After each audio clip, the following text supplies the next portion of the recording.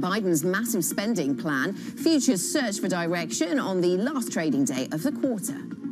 Plus, don't miss our exclusive conversation with ECB President Christine Lagarde. That's at 9 a.m. London time. So coming up in around an hour's time, we'll be speaking to Christine Lagarde. Let's have a look at where we are on the futures picture then. This is what markets have for us right now. So the futures picture across European equity markets, with just 15 seconds to go until the start of the European equity trading day, is negative, modestly negative. Yesterday in markets, in equity markets, we were down in the US. We were up in Europe by more than 1% on some of these markets. So we perhaps have a little bit of unwinding to do to reflect what happened in the United States. European equity markets then expected to open modestly on the back foot. A lot of focus on that IPO of Deliveroo. That'll be a feature of the London market. I see that the FTSE 100 is just threatening to open and opening fairly flat this morning. H&M shares dropping 2% at the start of trade as their results showed a miss versus estimates. So we'll keep an eye on some of these individual names. Danny Berger was taking us through some of the stocks we're watching ahead of the market open. So the FTSE is open, the DAX is open, it's down by 0.2%, and the CAC 40 in Paris is down by just less than 0.1%. So some modest losses as anticipated. US futures fairly flat. We did see some money going into the dollar and coming out of commodities in earlier parts of the session. Through the Asian session, that was quite a feature. But now we see commodities looking a little brighter, certainly oil prices moving to the upside, and we see the dollar has come back down to the flat line and actually retreating just a touch. So we'll keep all of that in mind as we go through the session today. Now let's take a look at the latest blow to the EU's vaccine rollout, shall we? Germany will halt the use of AstraZeneca's shot for people younger than 60 starting today. That's after a handful of new cases of severe blood clots emerged. It's another hit for the troubled Astra vaccine and adds to the risks facing Europe's economic recovery. Joining us now is Shamik Dar, BNY Mellon Investment Management Chief Economist. Shamik, good morning to you. I suppose from an investor perspective, we're thinking about the rollout of these vaccines, and we're thinking about how much this slows down recovery in Europe. What is your thinking about the European growth story and recovery when it comes later on this year? What is your conviction?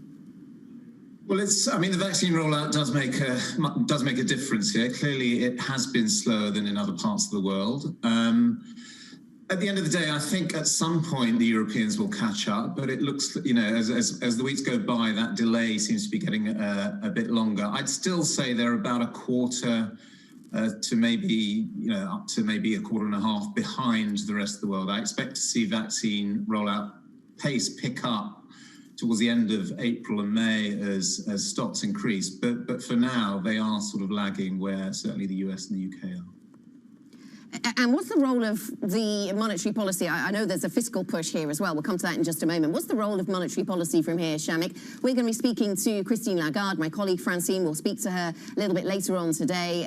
What's the key question when it comes to the ECB at this point? Whether that overall PEP envelope needs to be increased, or whether it's big enough, it just needs to come more quickly. What is your thinking around the ECB narrative?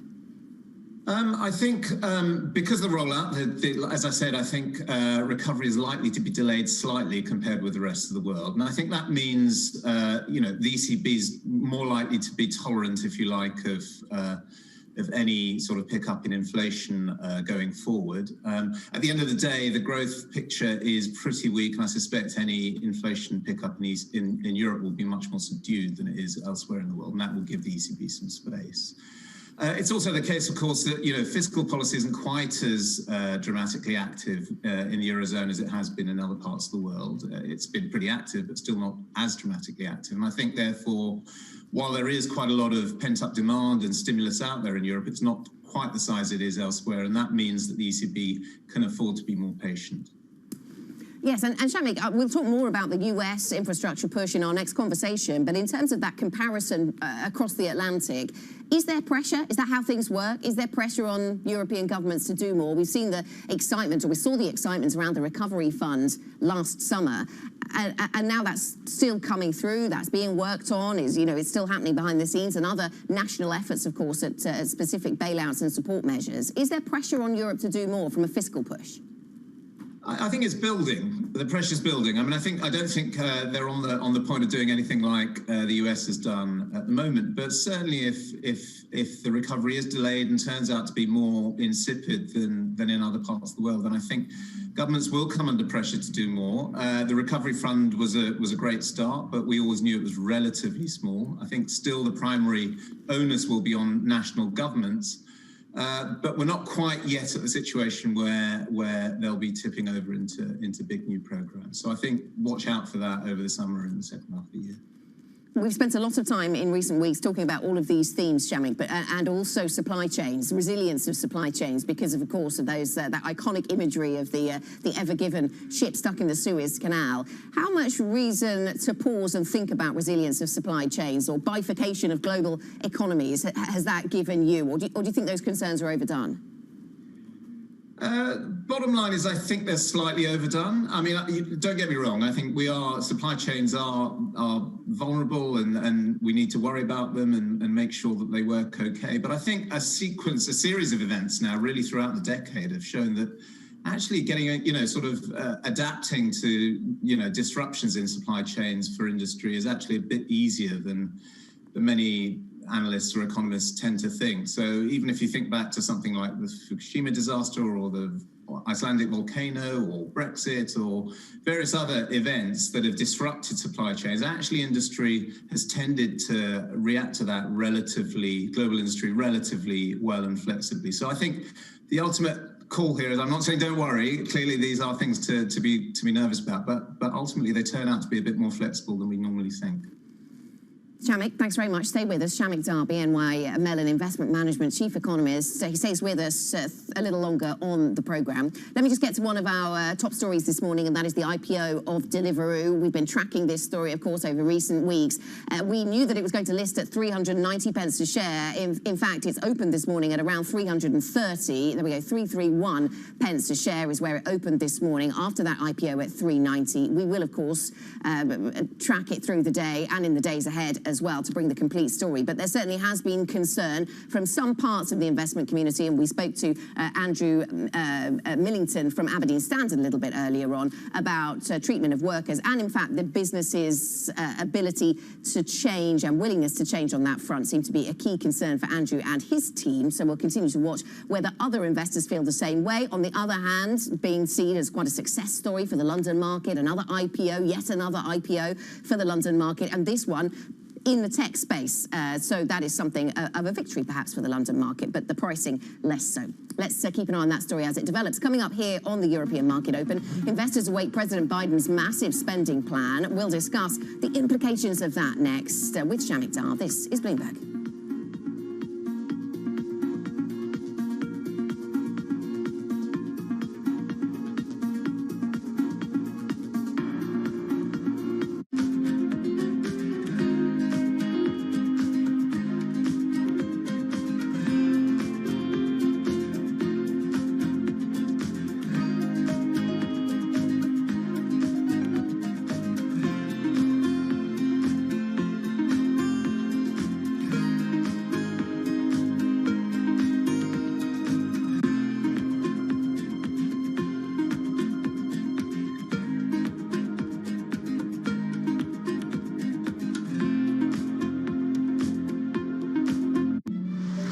Minority myth wasn't something that was fabricated by the Asian Americans. It was created as a tool to alienate the Black and the Asian American communities, and it was incredibly successful. We know the racism didn't begin yesterday.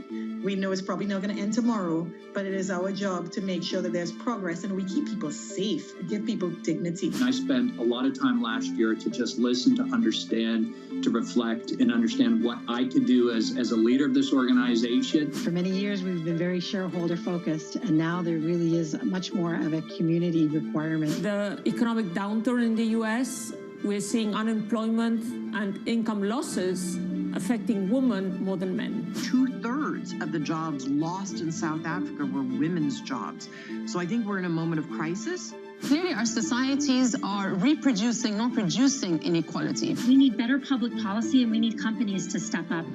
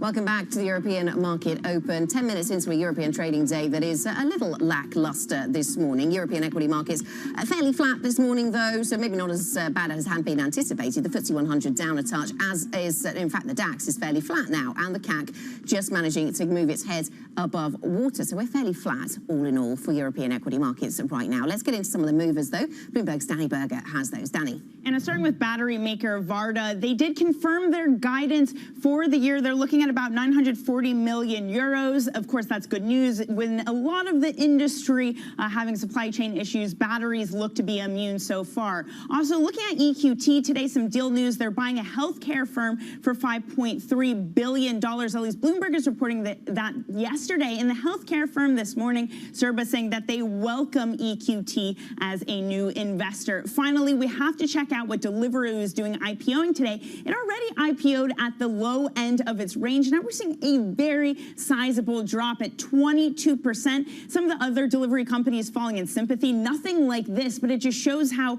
much pessimism, how much of a difficult time is to IPO into an environment where a lot of the gig economy is in close scrutiny in the UK. Now let's quickly get a look at the macro picture. Yields, again, that's the story really dominating as we brace for a new economic plan coming out of the White House. Now, at the same time, that's given the dollar a room to run higher. Overall, the Bloomberg dollar spot is lower today. But for example, if you look at the yen, which is behind me, a lot of these lower yielding currencies are going to be performing more poorly in this type of environment. And finally, crude, just keeping an eye on that ahead of some bullish signals before the OPEC Plus meeting tomorrow, Anna. Danny, thank you very much. Danny Berger with the latest on various macro themes, and indeed before that, those movers. And just to recap the Deliveroo numbers right now, 297 is where that stock is trading, so that is well below the 390 pence IPO price. Let's get a Bloomberg business flash for that. Here's Laura Wright. Thanks, Anna. British chip maker ARM is planning the biggest overhaul of its tech in almost a decade. Known for its processors that power smartphones and tablets, it's planning new designs to take on Intel. The firm's blueprints aim to help chips handle machine learning, a powerful type of artificial intelligence. ARM sees more capacity coming into the industry to get it past the current chip shortage. Obviously, the last year has been very, very difficult to deal with. Nobody knew which direction demand was going to go in, and we saw some real kind of sharp moves in different industries. So it will right itself. There will be investment in more capacity, and ultimately we will get back to a position where supply and demand are better matched. iPhone maker Honhai, better known as Foxconn, is warning that component shortages could last until 2022. The warning is amplifying those concerns about an extended chip crunch. Fellow electronics giants are also signaling the global shortage of semiconductors might be more severe than anticipated. It could disrupt production of everything from cars to phones. That's the Bloomberg Business Flash. Anna. Laura, thank you. Laura Wright here in London. Now, President Joe Biden is set to unveil a transport-focused plan today to rebuild U.S. infrastructure, part of Biden's broader long-term economic program. The initiatives focus on rebuilding American roads, bridges, waterways and dams over the next decade. One of the president's advisors is said to have told senior congressional Democrats that the package will amount to about $2 trillion over 8 years. Shamik Dar, BNY Mellon Investment Management chief economist, is still with us. What is it that you're watching about this push for infrastructure in the United States, Shamik? Is it the overall scale of it, the way it is paid for, the types of infrastructure projects and whether they really deliver for economies? What's your focus? All three of those, really. I think, clearly it's an ambitious program, and it differs in nature from the sort of COVID recovery type policies we've seen so far, in that it's longer term and it's structural. I think, it's pretty large. It's a dramatic, intervention on the scale of nothing that we've seen really since the Johnson administration back in the 60s. So I think all of those, at the margin, in the shorter term, I think economists will worry a little bit about how or whether it adds to the inflationary pressure that's already building in the economy. Yes, and thinking about that inflation pressure, I was interested to see some of the strength of data that we've seen coming out of the US economy of late, Shamik. US consumer confidence at a one-year high. Charts on that look quite good, but I suppose maybe that's not surprising given the year that we've just been through. Some of the house price data also looking pretty good, and expectations really on the rise, it seems, in terms of what the US can deliver on the job creation front in tomorrow's or Friday's non-farm payroll number. Do you think we are in danger then of seeing an overheating in the short term, at least, in the US economy?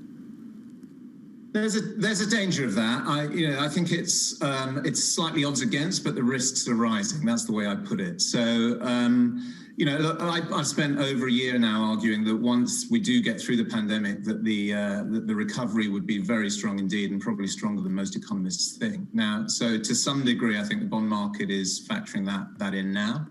I think we will see a very strong recovery in the US in the second half of the year.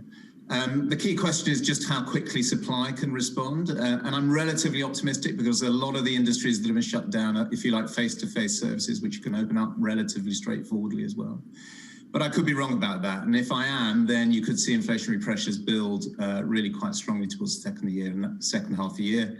And that puts the Fed in a bit of a bind, to be honest, if that happens. Yeah, and thinking about the Fed and the bind they may be in then, Shamik, what counts as a push-up in inflation that you can look through, that is temporary, that is not sustained? And when does it start to become sustained for you? What's the measure of that? I wish I knew the answer. And to be honest, the Fed has been relatively, if you like, vague about that. So, my guess is that once inflation starts to push north of, say, when the trailing two-year average of inflation moves north of 2.25% to 2.5%, the Fed will start to sort of, start to take notice. But I can't be sure about that because the Fed really hasn't defined what it means by an average inflation rate and how long it's prepared to tolerate inflation higher than that. So it's that uncertainty to a large degree that's fueling market inflation fears and uncertainty as well at the moment. Yeah, certainly a lot of uncertainty around that. Uncertainty also around commodity prices. We started thinking here, Shamik, about the infrastructure push in the United States. Is that going to be something that is going to be broadly positive for commodities, or it's going to be an exercise perhaps in picking and choosing those commodities? But what's the link there for you? Yeah, I think that's a pretty, it's a pretty straightforward connection actually. When you build stuff, you need lots of basic raw materials, and I think that is going to affect the commodities market. Now, some of that has been priced in, but of course, the reality of the announcement will no doubt have an impact on key commodities. I'm thinking things like copper or whatever are likely to respond to the actual news about the size of this infrastructure push. In any case, though, I think commodities were always going to benefit from this upsurge in growth in the second half of the year that I think will be, largely speaking, global in nature. So I think a relatively positive outlook for commodities. Shamik, thanks very much for your time today. We appreciate it. Shamik Dar, BNY Mellon Investment Management Chief Economist. Shamik will be continuing his conversation with us on Bloomberg Radio at 8:50 a.m. UK time. Coming up on the programme, more people swipe right on dating apps, that is. We'll hear about last year's online dating boom from the Tinder CEO, Jim Lanzone. That interview coming up next. We're also going to be talking about what's going on with the takeaway business that is Deliveroo. Deliveroo shares sinking this morning after the IPO. Shares down as much as 30%, 276 pence a share. It started at 390 this morning, now down at 280. I make the point that 18 minutes does not a trading day make, let alone the definitive result and assessment of an IPO. But anyway, we track it as it drops this morning. This is Bloomberg.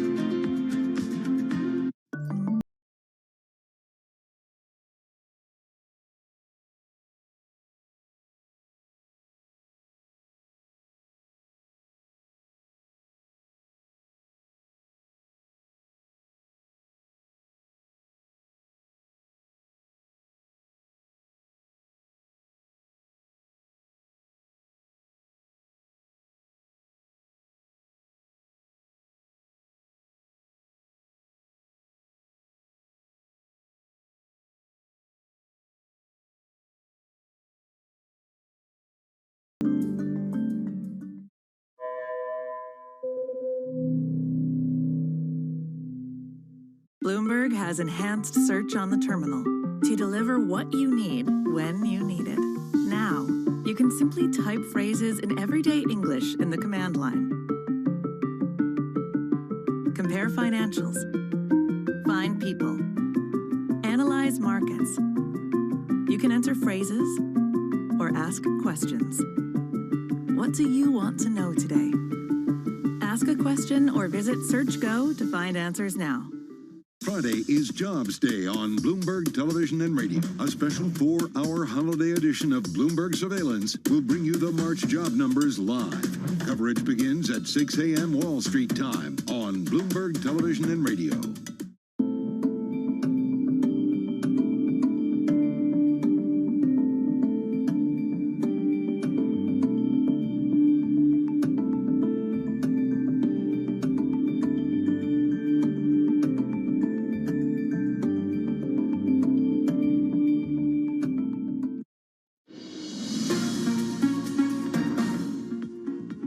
Welcome back to the European Market Open. 21 minutes into our European equity trading session. Watching the share price of Deliveroo as it debuts in London, debuted at 390 pence a share, now trading at 290. So a substantial drop from the start of the trading day. We will track it throughout the course of the day, of course. Now, let's talk about what's going on with Tinder. The app analytic firm App Annie has ranked Tinder the top app of 2020 in terms of consumer time spent worldwide. The dating app even broke its own record last year of 3 billion swipes a day, spurred by people staying home as the world went into lockdown. Conversations were longer, profiles were updated more often. Tinder CEO Jim Lanzone spoke exclusively to Bloomberg about last year's online, surprising perhaps, dating boom. When COVID first hit, and again, I joined the company end of July, beginning of August of last year. But when COVID first hit, a lot of people were wondering what was even going to happen to dating apps. Are they going to go out of business? What's happening? Very quickly, online dating, which is already the trend, became the main way for people to be able to connect and meet new people. So by the time March had ended, you already had the first day over 3 billion swipes on Tinder. And by the end of the year, as you said, it happened over 130 times. As you went through the year, it migrated from at first being a way to connect with people online only. Then it became a way to connect and maybe do some activities together. So people were doing things like playing Animal Crossing together online after meeting on Tinder. And then by the end of COVID, it became a way, to start venturing back out again, which is obviously what we're about to see now. So I know there have been more video calls, more time taken to get to know you, which makes sense. What happens then to dating in 2021? What does this look like in a post-pandemic new normal? Well, again, back to some of the trends I think that started. And again, I would almost compare this to a category like streaming, where that was already the trend. And, the COVID period of time put that over the top for the way people were consuming video and TV. Same thing here. Online dating was already the trend. But now that stigma is almost completely gone in the way that people are, it's the main way that they meet. So the first thing we saw was conversations were up 20%. The length of those conversations was up 30%.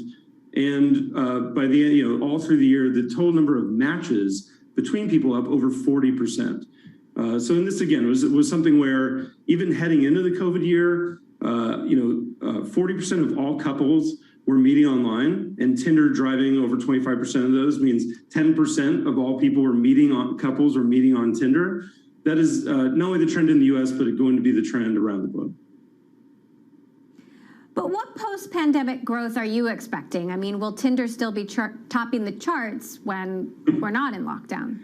Yeah, there's some debate about are we heading into the summer of love? And I think we've seen an 8x increase in the mention of vaccines in our profiles. So we definitely, are seeing people headed towards that. Look, people are still having a hard time in Europe and places like Brazil. The pandemic is still raging there. And in the US, we think most people will be vaccinated by the end of May. So that, we think that is certainly something that we'll be building into. And yeah, I think, again, this trend towards online dating was something already very significant. It's been accelerating. Every online dating company, we're part of Match Group and own several in the category, are seeing that growth. I think the only question is, what is life on the other side of COVID like? But either way, this is now the main way that people, are comfortable connecting, and it makes sense because it's just so efficient when you look at the product, the algorithms, bringing people together versus just taking your chances out there. That was the Tinder CEO, Jim Lanzone there, speaking to Emily Chang. A really interesting conversation there about dating during a pandemic and where it goes post-pandemic as well. We're also focused very closely this morning on takeaway troubles. Deliveroo shares sinking after the IPO of the business. The stock, as you can see, down by 23% right now, trading at 301. It did make it back over the 300 pence per share. This is RULN. That is the ticker for Deliveroo. A lot of focus on this business today, as it was trying to fly the flag for London tech listings. It had been seen as something of a success story on that front. Was the pricing really wrong? Did all of that ESG news flow surrounding the treatment of the of workers, or the status of workers, the legal status of workers at the business, the riders at the business, did that distract?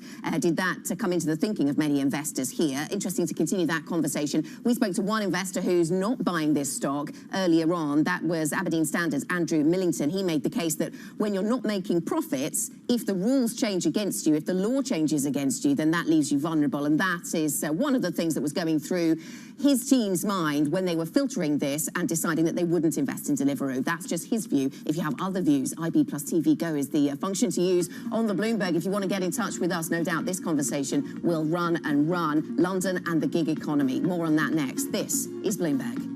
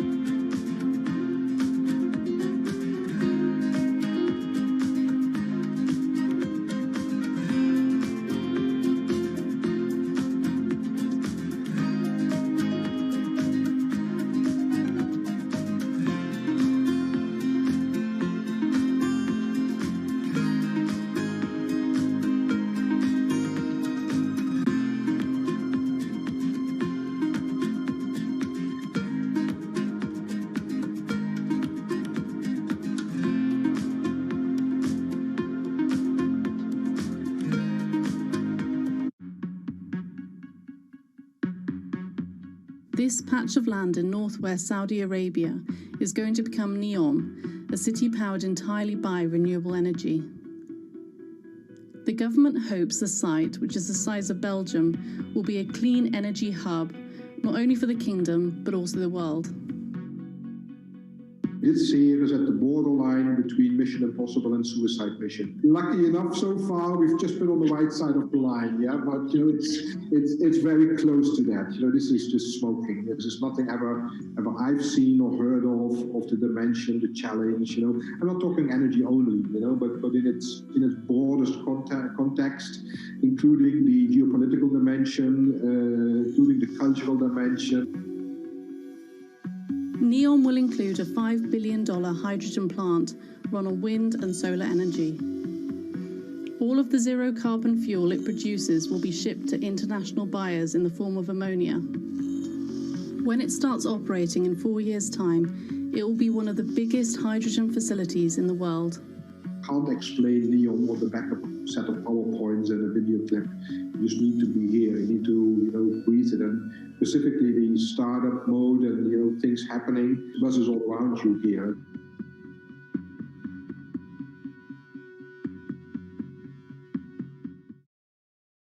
Valuations, particularly sort of the technology landscape, have gotten to some pretty extraordinary levels. So I think it's not a surprise. I don't think it's any indication of the beginning of the end, but I do think markets don't like uncertainty.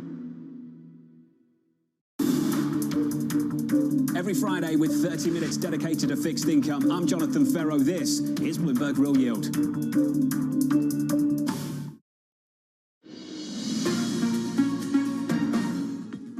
Welcome back to the European Market Open at 8:30 here in London, so half an hour into the European equity trading session. And things are looking actually pretty mixed right now. The FTSE 100 modestly in the reds. Broadly, though, we have moved to the upside for certain geographically peripheral markets, so Italy and Spain moving higher. As a result, the Stock 600 fairly flat, despite that weakness in London.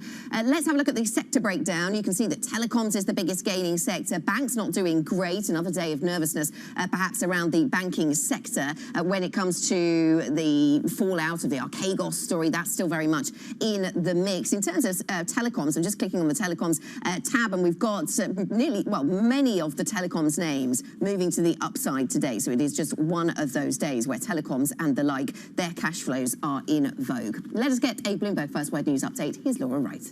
Thanks, Anna. Germany is halting the use of the AstraZeneca vaccine for people under 60. That's after new cases of rare blood clots emerged, mainly occurring in younger women. It's the latest blow to Europe's vaccine rollout, which has faced delays and controversy. It's also a U-turn. Germany and other EU countries originally only endorsed the shots for younger people. Since the 1970s, China has been racing to become the world's largest economy.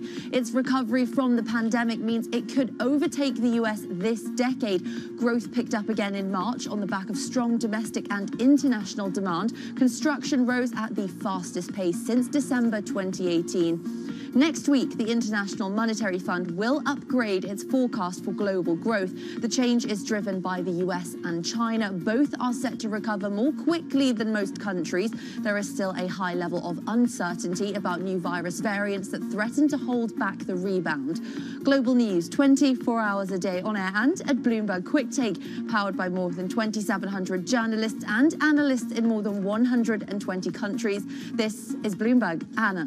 Laura, thank you very much. Laura Wright here in London. Now, the food delivery startup Deliveroo is slumping after debuting this morning in London. The IPO was priced at 390 pence per share, currently trading, though, well below that at 313 pence per share, so down around 19% or so. Let's get into the conversation behind this debut. Alex Webb, Bloomberg opinion columnist, joins us. Alex, really interesting conversations then that have been had amongst investors in the run-up to this. We spoke to one of them a little earlier, Aberdeen Standard's Andrew Millington, and said who was interesting because he was drawing our attention to the fact that this is not a profitable business, and so it was his concern around the status of workers at the business, and if rules change with regards to the status of those workers, how able is the business to cope with any change to its business model in that regard? And that seemed to be a really important point when it comes to thinking about the Deliveroo future. It's a strange tussle at the centre of this company because there's so much invested in it now politically, because the UK is planning to introduce new listing rules which allow dual cost shares, make it easier for SPACs, various other proposals. But at the same time, there is likely to be regulation coming down the pipe which looks at gig economy, the ability of companies, whether they actually employ their riders and drivers or not. And so at a political level, there is likely to be a tussle between wanting to show the UK is a success for tech companies or a good home for tech companies, but also then wanting to ensure that people are protected. And it looks like the investment community is looking at what's coming ahead and saying the risks of that regulation are far greater than any will built into the desire to have great successes on the stock market. Yeah, we see, Alex, Deliveroo is actually halted now due to volatility as it fell by 20%. It fell by more than that at the start. So we're seeing those shares now halted in London. Let me ask you about where this conversation around listing tech companies goes then in London, because as you point out, the rules are changing. And I wonder where that will leave us. Because one of the other concerns that Andrew had earlier was the percentage of a business that a founder owns versus the percentage of the votes that a founder has. And that might be very important to founders. It can stand in the way of their ability to raise money from other investors, though. And I wonder, when we see rules change, how in step or out of step with the rest of the world will London be? So I think this gets to the very heart of the issue, that just changing the rules isn't enough. There needs to be a change in attitudes within the market. If we look at the US, we see any number of tech companies listing with dual-class stocks. Obvious ones like Google, Facebook and indeed Amazon, who they're controlled by their founders, even though they're in the minority of the economic interest. investors are willing to back that in the US. In the UK, the rules were going to be, or are going to be, that you can have dual class stocks for 3 years, which means you have access to the capital available in the public markets, but you have some protection against, unwanted takeover approaches, for instance. To me, that seems like quite a good thing and brings us in slightly further in line, but in a rational way with what is done in the US and indeed in the Netherlands. But it still means that in the long term, we are not going to have companies controlled in perpetuity by the founders and their families. Do you think the conversation running up to this IPO would have been different, Alex, if we were talking about a profitable tech business? Because when we are not, there is then the concern about what happens when rules change, regulation changes, and the threat that brings. When you are very profitable and people write unfavorable things about you from an ESG perspective, and I'm thinking of some big tech names in the United States, it doesn't seem to stick to investor sentiment so much. Yes, I think you're quite right. The Deliveroo as opposed to Child was always going to be a little bit problematic. On the sort of a year and a half ago, it was making the case that it would go under if it risked going under if it wasn't able to get an investment from Amazon when it was still in essentially venture capital funding. Clearly, the lockdowns changed that narrative because it had a huge number of people ordering from home. But this was not a company that is a sort of champion dominating the market. It is in a very competitive market space with a not entirely clear route to profitability, particularly if those regulatory headwinds arise. Now, there are other companies that might have been more attractive, but have decided to go to the US because they have less pressure to be profitable in the near term. They're able to list through SPACs. These are things that the UK wants to change, but I think we've seen now from the Deliveroo experience that it's going to be a tricky road that is not answered purely by rule changes. Yeah, really interesting conversation. The bigger picture around this Deliveroo IPO. Thank you very much for bringing that to us, Alex. Alex Webb, Bloomberg opinion columnist. Thanks for joining us on this subject. Coming up here on the European Market Open, 8:37 here in London, the Suez Canal blockage is set to unleash a flood of claims by everyone affected. That is according to some voices within the insurance sector. We'll speak to the Lloyd's of London CEO, John Neal, about the impact on the insurance industry and about the performance of that business as it reports results. This is Bloomberg.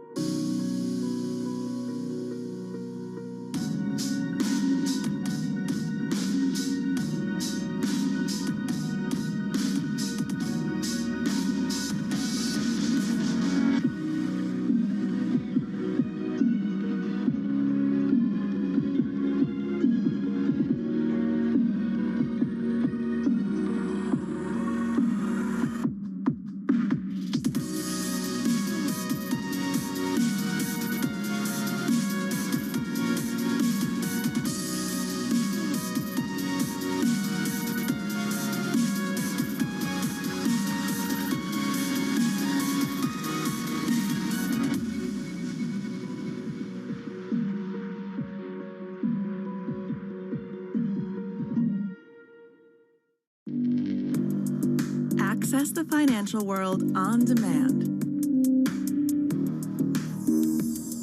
Hear from leading economists, policymakers, and industry experts via live and on-demand webinars, only from Bloomberg. Start exploring to see what's moving the markets. Visit Bloomberg.com/webinars.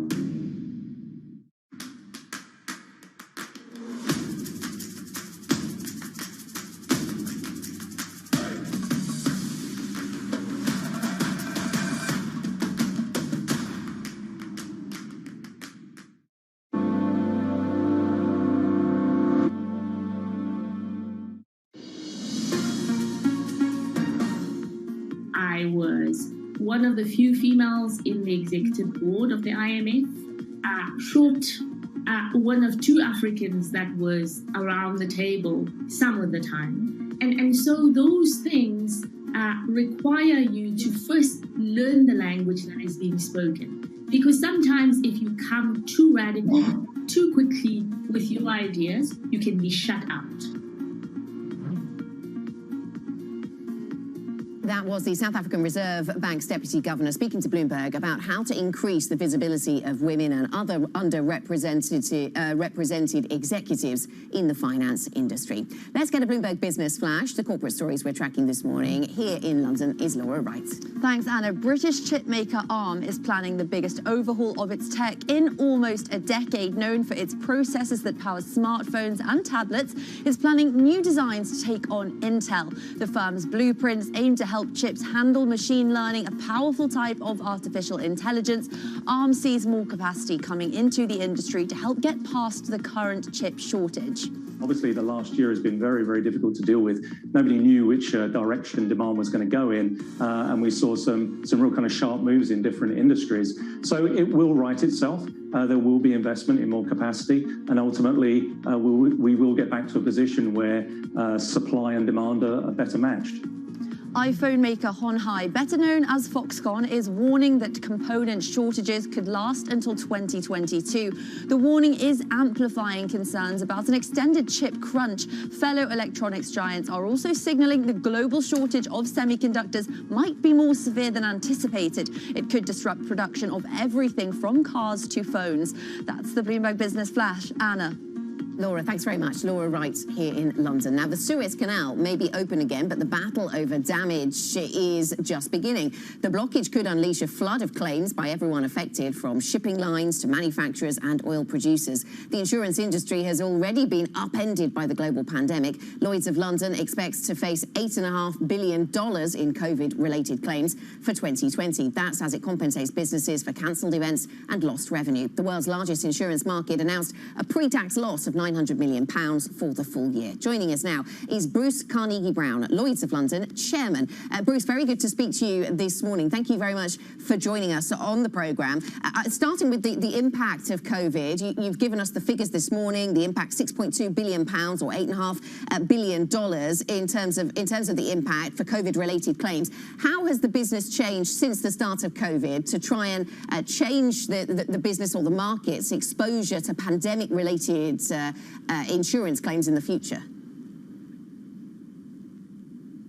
Well, in fact, of course, what tends to happen is that prices go up and coverages are narrowed or withdrawn. And what's important about insurance is that it should be not only available but affordable for customers. And so as we try to restart pandemic coverages in 2021, we think the vaccination program globally is a game changer because it clearly reduces the impact of COVID on people and on the economies around the world, and it will allow us to be more affordable in the pricing and broader in the coverages that we offer. But we've also called for partnership with government on this issue. You know, typically when we're insuring large risks at Lloyd's, they are limited by geography and by time. So they happen in a particular place and they happen for a particular period of time.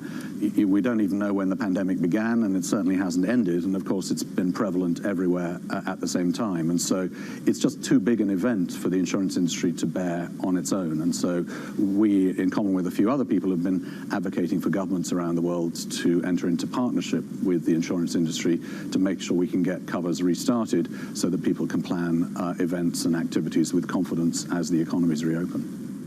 Yes, so there is some future in pandemic cover then, Bruce, from what you're saying, because some people in the insurance sector say there are parts of this maybe you can insure, but you cannot insure businesses against entire shutdowns of economies by governments, for example. So how much is there a future in pandemic cover? Well, I think it's entirely about our ability to model the outcomes. And as I say today, the scale of the risk is just too great to provide affordable product to customers. But we are piloting, for instance, at Lloyd's, the restart of a small and medium-sized enterprises pandemic cover in the UK, which we hope to launch in the middle of the year as the vaccine program completes. And so we'll get it restarted in terms of trying to get it to be affordable for customers, but also to try to increase insurance capacity available to support it. So people, I think, will proactively try to engage in restarting these covers, and they're incredibly important. You've seen things like Glastonbury not going ahead in 2021 because they can't get event cancellation cover. Clearly, businesses are going to be affected if there's a recurrence or a fourth wave of this issue. But I do think the vaccination makes a difference, and it puts it within kind of modelable outcomes and will allow us to put a price on the risk and begin to restart covers this year. Okay, so now modelable outcomes are possible with the vaccine. Let me ask you about something else that's really caught people's attention. Of course, that is the blockage of the Suez Canal. I wonder if the Lloyd's market has made an initial assessment of what kind of hit is going to come from that type of event. So we don't yet have an assessment. What we do is put out a large claim request of the market so that they begin to assess the level of risk that we're bearing in the market here. We are reasonably convinced that it will be a large loss event for the insurance industry. Some of this will depend on where culpability falls. Will the claims primarily be made against the operators of the canal or the owners of the ship? And as you rightly pointed out, there are a whole variety of claims that will occur in terms of delayed activity by all the other ships that were blocked from going through the canal. Typically, the marine insurance industry is primarily supported by protection and indemnity clubs, and so they take the first loss, and it's effectively a shipping mutual structure to the marketplace, and Lloyd's participation is principally as a reinsurer of that market. So we do expect claims to come through, but it will be some time before we know the quantum of them. Yeah, I was going to ask, how long will this take? How long is it going to take to process these claims? From what you've said, you've given us some indication. And who is most likely to be filing them?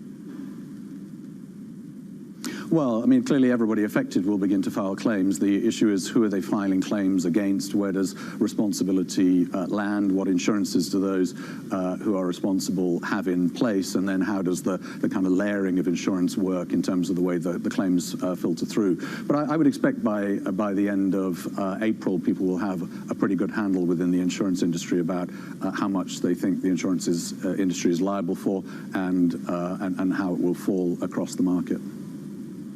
Okay, Bruce, thanks very much. Thanks for joining us. Good to speak to you. Bruce Carnegie-Brown, Lloyd's of London chairman, speaking to us about the results and the insurance sector's ability to cope with COVID-19, global pandemics, and the blockage of the Suez Canal, of course. Coming up on Bloomberg Live, we speak to business leaders and economists about the future of work. And make sure to catch our special coverage here on Bloomberg TV on work shifting, what work looks like next. We'll speak about the future of employment, work from home, and how changing trends in the workplace affect women. All of that from 8:30 a.m. tomorrow morning. That is Thursday morning, right here on the European Market Open. This is Bloomberg.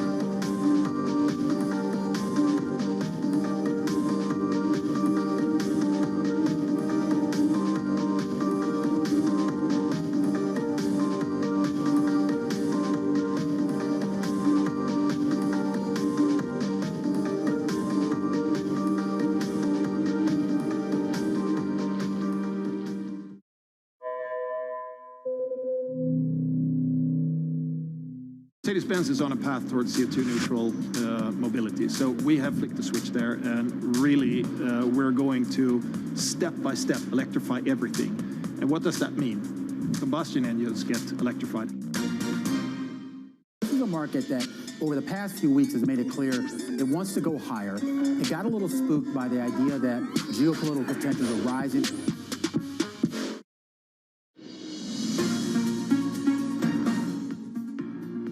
Welcome back to the European Market Open. We're 51 minutes into our European trading session, and European equity markets started just modestly on the back foot, and in fact we've stayed pretty much there, but we're fairly flat overall as the Spanish market and the Italian market make some moves to the upside. The London market is under pressure, down by 0.3%. Let's have a quick look on one of the London shares, RU LN. This is the ticker for Deliveroo. You can see it's down by nearly 23% this morning. It's back above 300 pence per share, but that's not 390. It traded initially in its IPO at 390 pence per share, dropped down as low as 270 or so, and now it's up at the 300 level. We'll keep tracking that one as we go through the day. Some investors in London deciding to stay clear. Interesting to see how a company from the gig economy, a unicorn here in the UK, can manage in this listing in the UK environment. Let's have a look at some other IPO news we're getting this morning, and we just heard that Geely is said to be reviving its IPO plans for the $20 billion Volvo Cars unit. This is China's Geely Holding Group is considering reviving plans for the initial IPO. This is according to people who are familiar with the matter. They are considering whether to sell shares in Volvo Cars as soon as this year. And in terms of the listing and where that might take place, potential listing venues include Stockholm and Amsterdam. Automakers around the world searching for ways to fund the enormous investments, of course, that needs to take place into electric vehicles. So we'll keep an eye on that one if it develops. Back to the big picture markets. Laura Cooper, Bloomberg Markets Live macro strategist, is with us once again. Laura, good morning. And interesting to see the US equity session. Just looking at futures, pretty unmoved from where they were an hour or so ago. NASDAQ futures modestly higher. We're fairly flat on equities in Europe, fairly flat on the equity expectations for the US. And I wonder where this leaves us. We're expecting a big announcement on infrastructure later on in the United States. I wonder if that'll have some legs.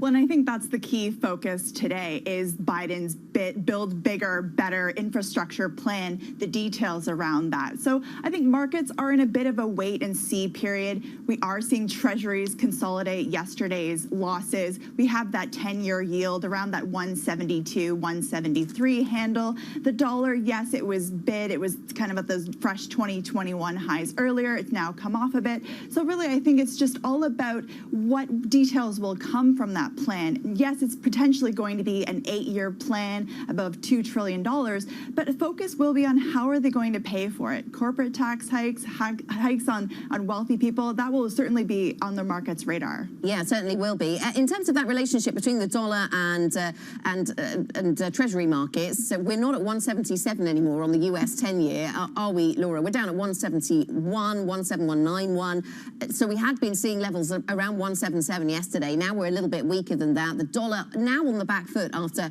some early enthusiasm. What's the latest thinking on where the dollar and treasuries head?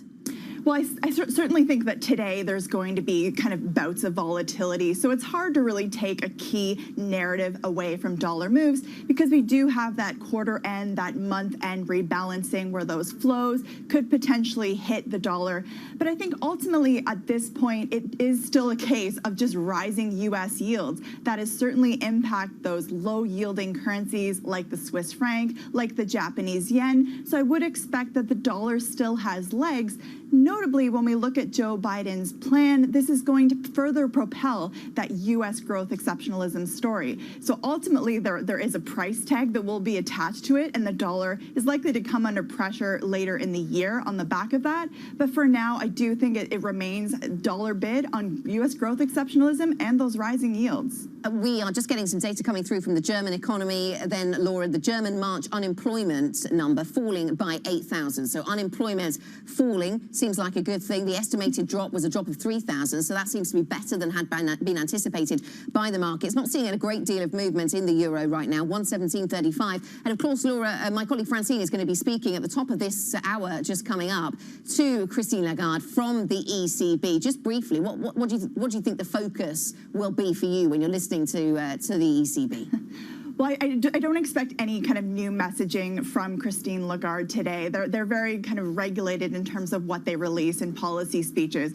But I would certainly be interested in terms of, the U.S. reflation trade is spilling into those European government bonds. We are seeing yields steepen there. So what is their methodology in terms of their reaction function? How high are they willing to let those yields climb before they really aggressively ramp up their purchases? Lots to focus on then. That conversation coming up next. Christine Lagarde will be talking to Francine. Laura Cooper, thank you very much. Thanks for joining us this hour. Bloomberg Markets Live macro strategist from the Markets Live team. That is it for the European Market Open. Surveillance Early Edition is up next. Francine Lacroix will be speaking to the ECB President, Christine Lagarde. Tune in for her latest thoughts on the bounce back for the Eurozone economy. What does it mean for the ECB, the fact that we see these lockdowns for longer across various parts of Europe right now? This is Bloomberg.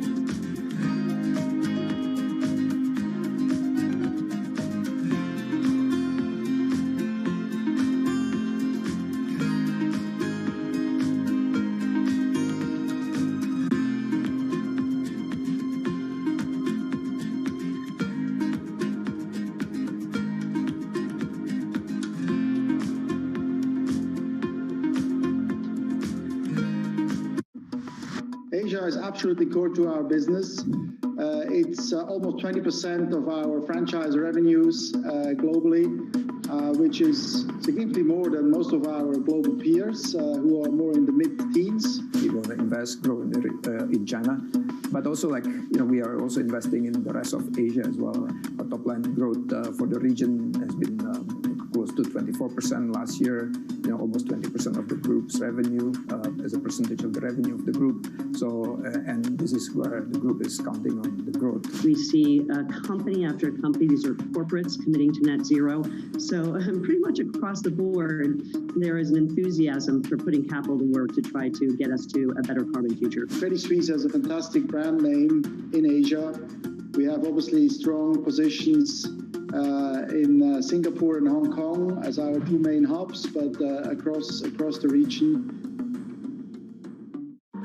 Our generation's biggest problem. Climate change is happening. And the world's most innovative solutions. Transport, industry, buildings, electricity, all of those things. Everything you need to know about our changing environment, the politics of global warming. We can and we will deal with climate change. In the fight against climate change, Bloomberg Green has you covered.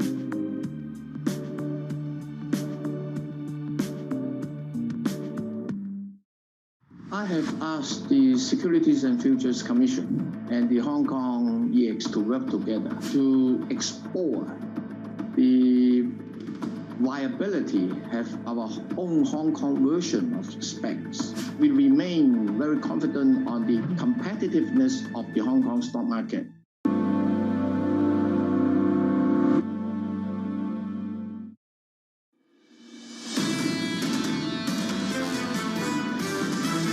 The rescue plan has more than $30 billion in funding for public transit agencies. So this is a matter of equity.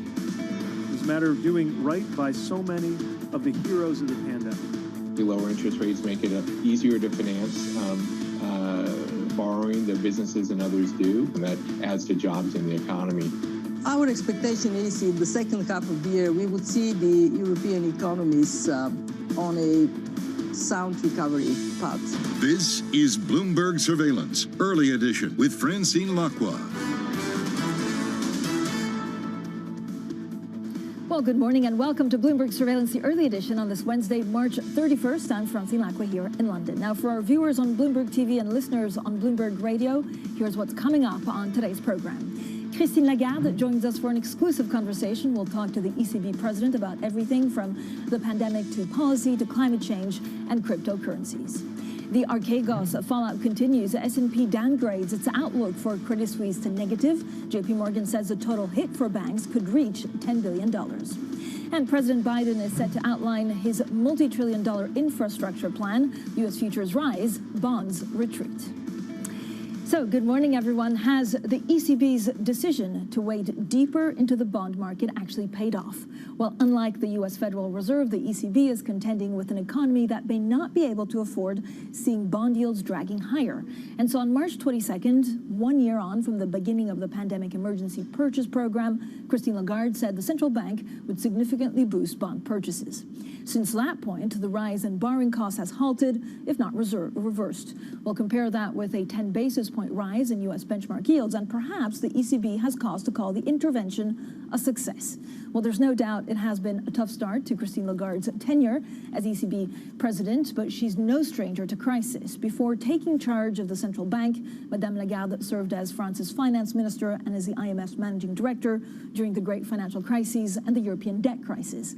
Appointed as the ECB president late 2019, she has, of course, overseen the central bank's efforts to rescue the euro area from the impact of the pandemic, including that ambitious 1.8 trillion euro bond buying program known as PEP. Incidentally, she's also the first woman to hold each of those three jobs. Well, Christine Lagarde joins us, and I'm delighted for an exclusive conversation. Madame Lagarde, thank you as always for giving us a little bit of your busy day. Madame Lagarde, since the ECB's last policy meeting, many euro area countries have extended or even tightened lockdowns. Vaccinations are only making small progress. Is there a point when ever longer restrictions will actually harm the euro area's ability to recover because businesses will just give up?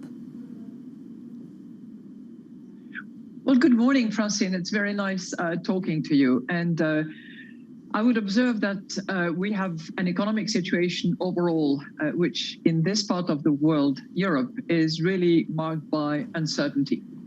And in that general macroeconomic situation that is marked by uncertainty, what monetary policy has to do and what the ECB has to do is to provide as much certainty as possible. And this is really the aim of the most recent monetary policy decisions we have taken. Clearly, in the scope of our mandate, which is price stability. But I think that in the very exceptional circumstances that we are encountering, providing a degree of certainty is the best that we can do at the moment. Given the lockdowns and what's going on with vaccines in Europe, Madame Lagarde, has the balance of risk actually shifted since the last policy meeting? Well, our balance of risk is still tilted to the downside in the short term, because we are seeing a degree of uncertainty. We are seeing renewed lockdowns. We are seeing a vaccination rollout that is short of what we had expected. But it is much more balanced in the medium term, and we expect the vaccination rollout to proceed. We expect sufficient herd immunity to be reached at a point in time in the future.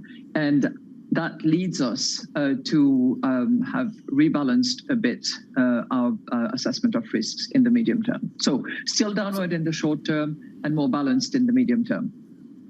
So is it fair to assume then that you'll be able to scale back some of the purchase program in June, given what you just said about the economy and the fact that actually medium term it could get better?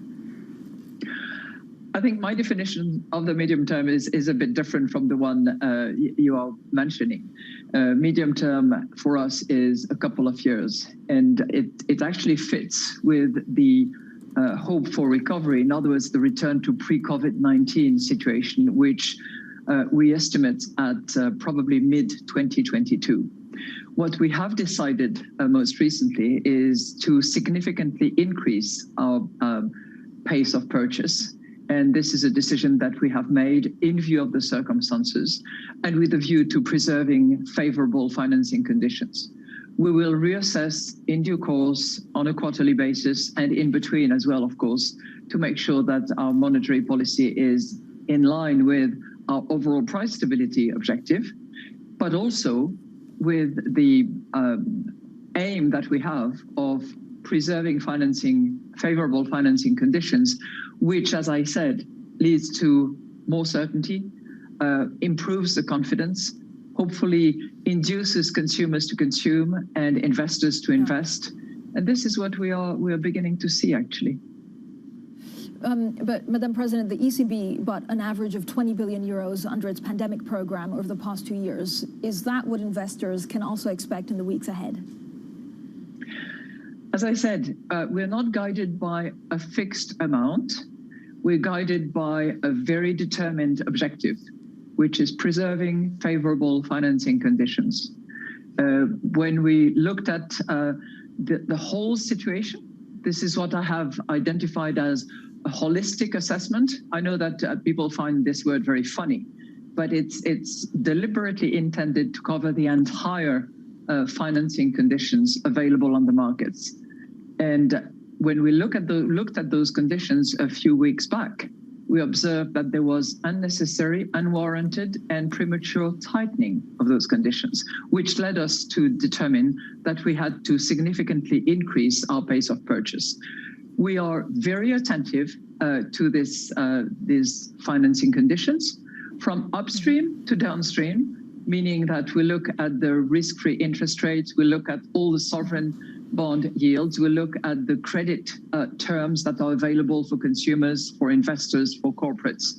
And then we determine on that basis whether we should adjust one way or the other. Because don't forget, given the exceptional situation that we are facing, we are using maximum flexibility when we deploy PEP.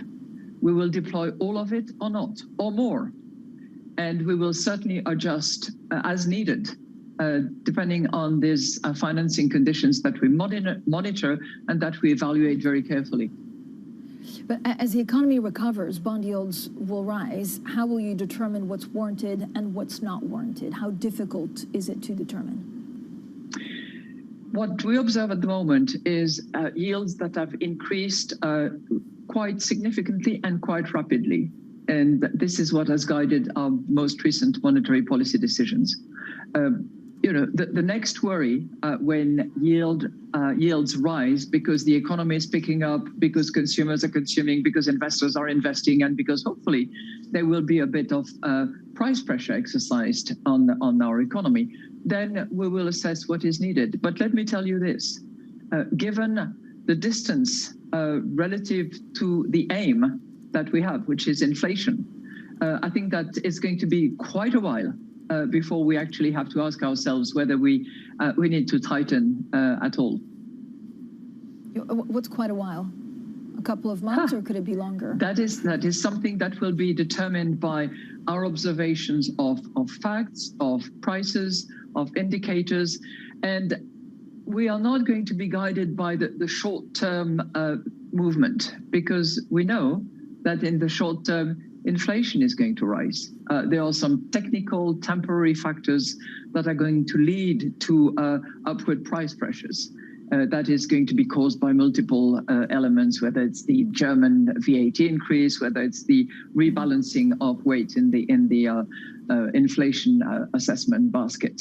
But we're going to see through that, because those are not sort of underlying fundamental factors that will increase prices in a consistent and convergent fashion. So this will be guided by observation of sustainable, solid movements, and by our aim, which is price stability as defined, and our commitment to economic players that we will preserve favorable financing conditions. Mario Draghi never got to hike rates. Could you imagine being in the same position? We shall see. Future will tell, as the song would go. I would certainly hope that the economy is going to pick up, that there will be a turnaround in the months to come, and that we will be able to resume our sort of less exceptional monetary policy going forward. But I'm not seeing any kind of raise in the near future for sure. Madame Lagarde, what are markets exactly playing at the moment? They seem to be continuing testing central banks. Like, how steep of a yield curve is it okay? They can test us as much as they want. We have a mandate, we have an aim. We're going to be riveted to that, and we're going to do what is required in order to deliver on that. And we have exceptional circumstances to deal with at the moment. And we have exceptional tools to use at the moment, and a battery of those. And we will use them as and when needed in order to, as I said, deliver on our mandate and deliver on our pledge to the economy. Are you worried that the U.S. is going at a different pace to Europe because of the stimulus? So we're expecting also the infrastructure plan of Joe Biden today. What are the consequences of the U.S. outspending Europe? Well, we are clearly seeing the deployment of a massive fiscal tool, which is going to both imply a very increased short-term demand, but also, if that plan is confirmed, voted, and delivered upon in the next few years, a strong transformation of the U.S. economy.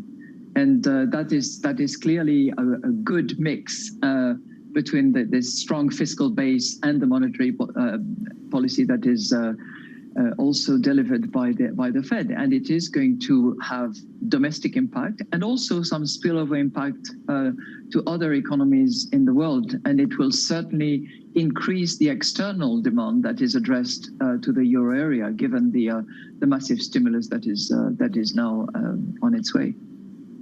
Madame Lagarde, have you spent any time yet thinking about how to transition out of emergency stimulus into more conventional policy? Well, we are conducting an exercise which is really putting our staff under very strong pressure when they also deliver beautifully on the day-to-day exceptional requirements under the circumstances. And that huge exercise is the strategy review that we are conducting of our monetary policy, which ranges from measurement of inflation to actual perfect definition of what we mean by price stability, to how we aim to attain it, and everything in between, including what are the ingredients that actually feed price stability, and by that I mean probably climate change. So that exercise, which is conducted now, which is a little more than halfway through, will be concluded in the second half of 21, probably in the fall. And, that would be an interesting time actually to assess what new tools we will need to use going forward, should be available to us going forward. And don't quiz me on that, because I will not tell you anything, as this is very much in progress, underway, and in discussion. But this is not to say that we are looking at exiting at the moment from this exceptional instrument that is PEP. PEP, as you know, has been extended back in December, will continue to roll out until March 22 or later, if determined by the Governing Council, because we would still be dealing with the pandemic crisis and its economic fallout. So it's not as if it was, set in stone that it stops right there. This is our estimate of when hopefully the pandemic will be finished and its economic consequences will be over. But again, we are guided by facts, by our assessment of the situation. But in terms of timeline, how much of a heads up will markets need to make sure that you can exit some of the stimulus programs safely? We will give sufficient early notice in order to avoid the anxiety, the tantrum, or any of those movements that have been observed in the past. But for the moment, we're certainly convinced that it's a combination of accommodative fiscal and monetary policy that is needed. And I'm putting an emphasis on fiscal because it is clear that under the circumstances, the fiscal arm has to continue to be potent and efficient, which is why we look forward to the rolling out of Next Gen EU in short order, so that we can see that fiscal arm actually fully deployed throughout Europe. But, Madame Lagarde, what's the cost of delays from Brussels? The progress on the recovery fund seems to be slow. We very much hope that it will be deployed in the second half of 21. When exactly it will begin is for member states to determine, because it is for them now to ratify the instrument and to make sure that they recovery and resilience plans are all filed and fully documented and approved, which I think, by the way, the latter part is really under good progress.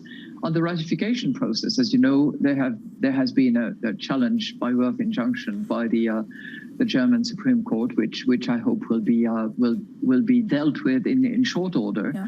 So that we have certainty as to what the outcome is. Now, I don't want to prejudge what the outcome, but I certainly hope that there is a way to deliver on what was agreed back in July and has been actually voted already by many parliaments.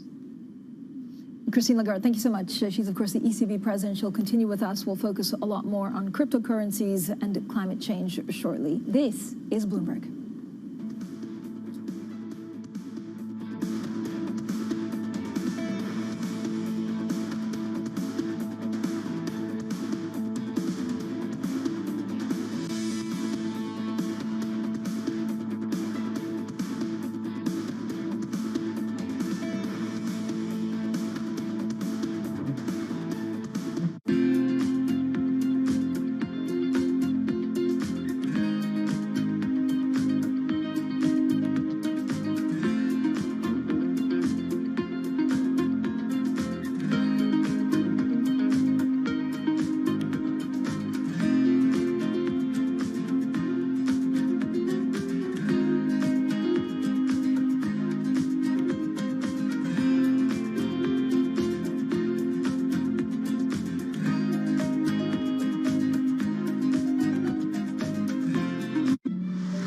Minority myth wasn't something that was fabricated by the Asian Americans. It was created as a tool to alienate the Black and the Asian American communities, and it was incredibly successful. We know the racism didn't begin yesterday. We know it's probably not going to end tomorrow, but it is our job to make sure that there's progress and we keep people safe, give people dignity. I spent a lot of time last year to just listen, to understand, to reflect and understand what I could do as a leader of this organization. For many years, we've been very shareholder focused, and now there really is much more of a community requirement. The economic downturn in the US, we're seeing unemployment and income losses affecting women more than men. 2/3 of the jobs lost in South Africa were women's jobs. So I think we're in a moment of crisis. Clearly, our societies are reproducing, not producing inequality. We need better public policy, and we need companies to step up.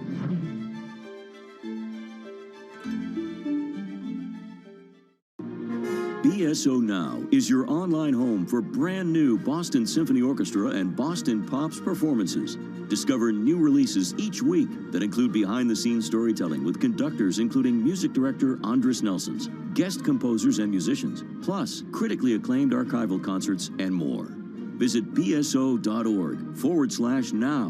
where the music plays on. BSO season sponsored by Bank of America.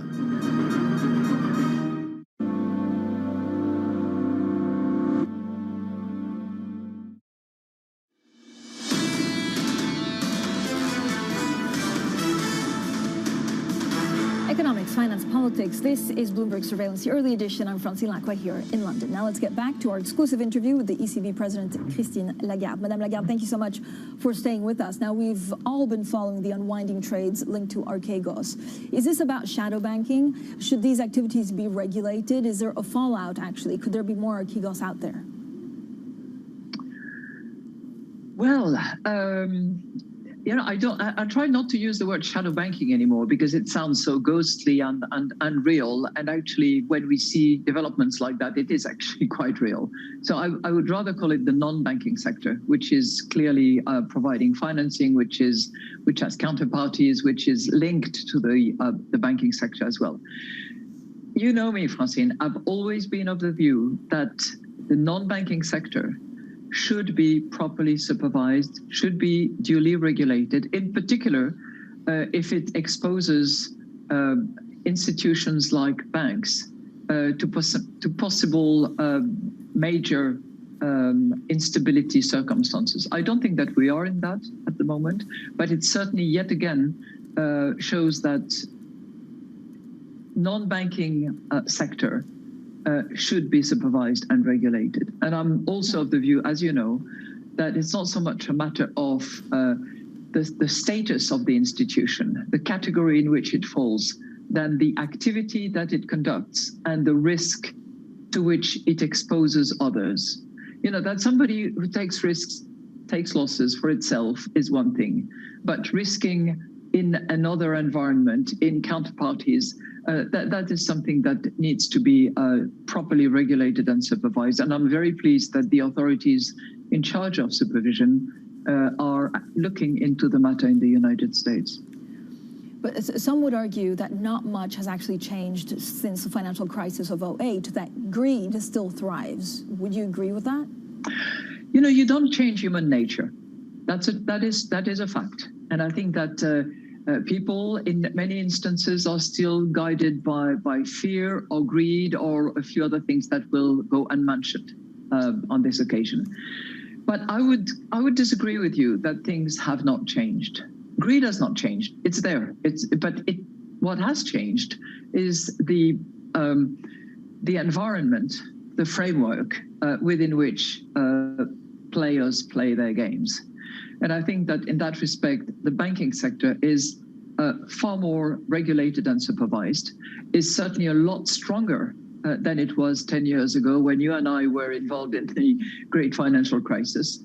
And, you know, we certainly hear from banks that they feel sometimes over-regulated, over-capitalized, subject to too many, you know, buffers and compliance requirements, until such time when they realize that it's actually of benefit to them and it provides a security offer to their customers and to the business that they conduct. So I think that has certainly significantly changed compared to 10 years ago. What has changed as well is that quite a bit of the activity that was traditionally conducted by banks has moved to the fringes of the financial sector. And I think that that's the reason why the FSB is conducting the work it does in the non-banking sector to see, you know, what regulations, what supervision should be developed in order to provide security to those who need the security. Madame Lagarde, I also want to touch on climate change. So the BOE actually received an official climate mandate this month. Would you like the ECB to get one as well? I think we have a broad enough and sufficiently well-articulated mandate that we can take actually climate change into account in our activity. Let me go through that very briefly. We have a primary mandate, which is price stability. And then we have secondary objectives that are all linked to the economic policies that are developed by the European member states and the European Council and the European Commission in order to serve the European people. I think under both primary and secondary objectives, climate change is an important matter, an important factor that needs to be taken into account when we assess price stability and whether we reach it and deliver it to European citizens. And it is clearly part of our secondary objective, because when you look at the European economic policy, the fight against climate change consequences, green policies are all over the map, from the assessment, from public opinion to the European Commission, Next Gen, 2 pillars, green and digital, and the determination of all member states at the European Council and the European Parliament on the top of it, that is very active and really means to deliver not just general intentions, but also very clear articulated objectives, as well as the tools to get there. I think taxonomy is one of those. So whether it's primary or secondary objectives, climate change is one of the key factors that we have to take into account to measure how we reach our goal. If you take one example into account, if you look at the disasters that have been caused by natural hazards, which have been clearly accentuated by climate change, I don't think very few people would debate and argue about that. You're talking only in 2020 of about 210 billion US dollars that have been just spent and that have cost in relation to those events. You know, it's a given that it impacts on our economies, that it impacts on our price, the price that determines our stability, price stability objectives. Yeah. No one really argues with that anymore, but I guess proposals of what the ECB should do range from tilting corporate bond purchases to changing collateral rules to actually offering green loans to banks. So how far can the ECB go? What's realistic right now? First of all, it's one big component of our strategy review. And, you know, when the exercise is completed, we will be able to identify how the European Central Bank will become a green central bank, okay? And I think charity begins at home. It means also for our own non-monetary portfolio, moving towards a greener portfolio, a different set of mandate given to our proxy holders and so on and so forth. And this is already underway because we can move ahead and we have moved ahead very clearly. Also, you know, in the type of bonds that we accept since January 1st, we're now accepting those bonds that are associated with variable coupons that depends on how ESG compatible the results are for those financial instruments. So we're moving ahead, number one. We are including that part and parcel of our strategy review, and we're determined to play the part that we should play because climate change does impact our primary objective and our secondary objectives. Will it be how we factor in externalities in the assessment of the value that we conduct of our instruments, of the instruments that we purchase, or the instruments that we take as collateral? How quickly that will happen is something that will be delivered as part of our strategy review. Madame Lagarde, on digital currencies, so the ECB is looking into it. You've left little doubt that you're a fan. Is not developing a digital euro even an option?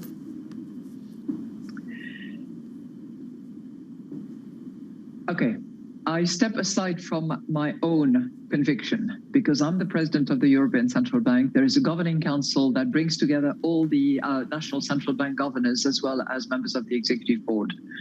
And the decision as to whether or not we will move with the digital euro will be taken by that organ, the governing council. It will so decide. And that will be mid-21. Okay, so in terms of what are the deliverables now, we will soon be releasing the analysis of the 8,000 responses that we got from the consultation process.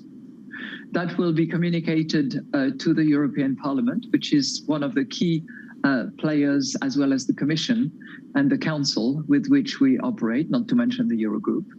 Then after that, mid-21, the Governing Council, on the basis of that consultation and the preliminary work that we're doing, will decide whether we go ahead with experimenting.